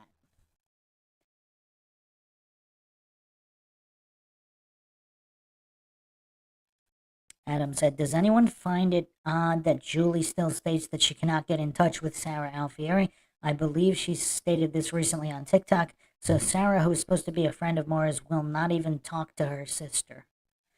Well, I think Sarah was less of a friend and more of a co-worker because they didn't have the track team in common like she did with Kate Markopoulos. So I don't know how close Sarah Alfieri is, but there might be some funny business because, again, if it was Sarah's cousin who possibly also assaulted Maura the night of the party or was accused of doing that, it's just kind of weird. Like, it's hard. I mean, it's just tragic because if Maura was assaulted at West Point and again at UMass, like, she transfers out of West Point to get away from all that negativity and the memories or whatever. Maybe she was even coerced into not pressing charges or quietly let go. I mean, apparently that happened to many female cadets there as per that scandal. Their claims weren't taken seriously and they might have even been coerced to not make them. And then she gets to UMass and it happens again, and if it's Sarah Alfieri's cousin, like, that puts Sarah Alfieri in a weird position if she's close with her cousin. I don't know. I mean, people are different. Some people sell out their own family, that they're so about integrity and honor. If their own family member, even if their own.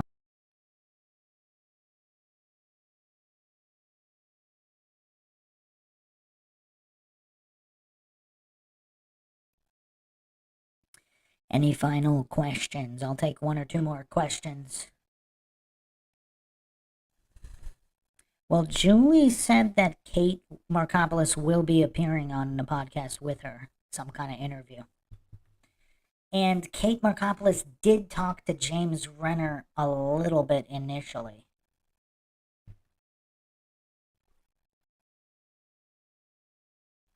So not 100% cut and dry. But again, we don't know what the FBI said to any of the people they interviewed. I'll take one more question. Final question. Who's got it?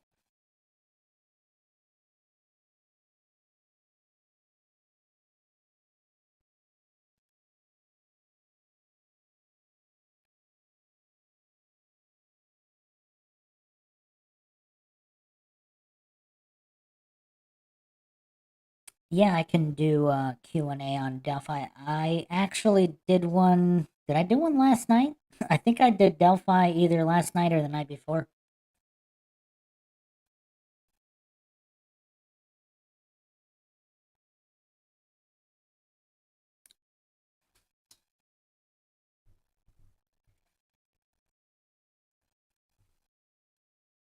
I mean, I only have a couple hundred hours on the Maura Murray case in podcast form.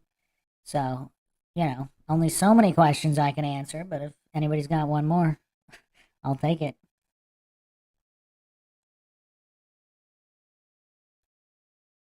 Nobody? Okay. All right. Well, thanks again for joining, everyone. If you find the podcast interesting and informative, want to help support awareness in not only this case, but many missing persons cases, cold cases, unsolved cases, wrongful convictions, you can donate to our PayPal. Just check the link in the description. Make sure to subscribe to the channel, hit the bell for notifications. If you're not getting them, like and comment on more videos. You can also try unsubscribing and then subscribing again as per True Crime Fangirl suggestion. Make sure you enable the notifications, though. Again, you can also become a YouTube member right here on YouTube. Help support the channel that way. Like and share Twitter, Facebook, Reddit, Patreon. Patreon do get priority for case topic, logical analysis, co-podcast, or requests. You could also be guests in the podcast depending on your tier. Questions, comments, theories, thoughts, suggestions, rebuttals, debunkings of any kind. Leave them in the comment section. This is Bruce McGuire signing off. Catch you guys next time.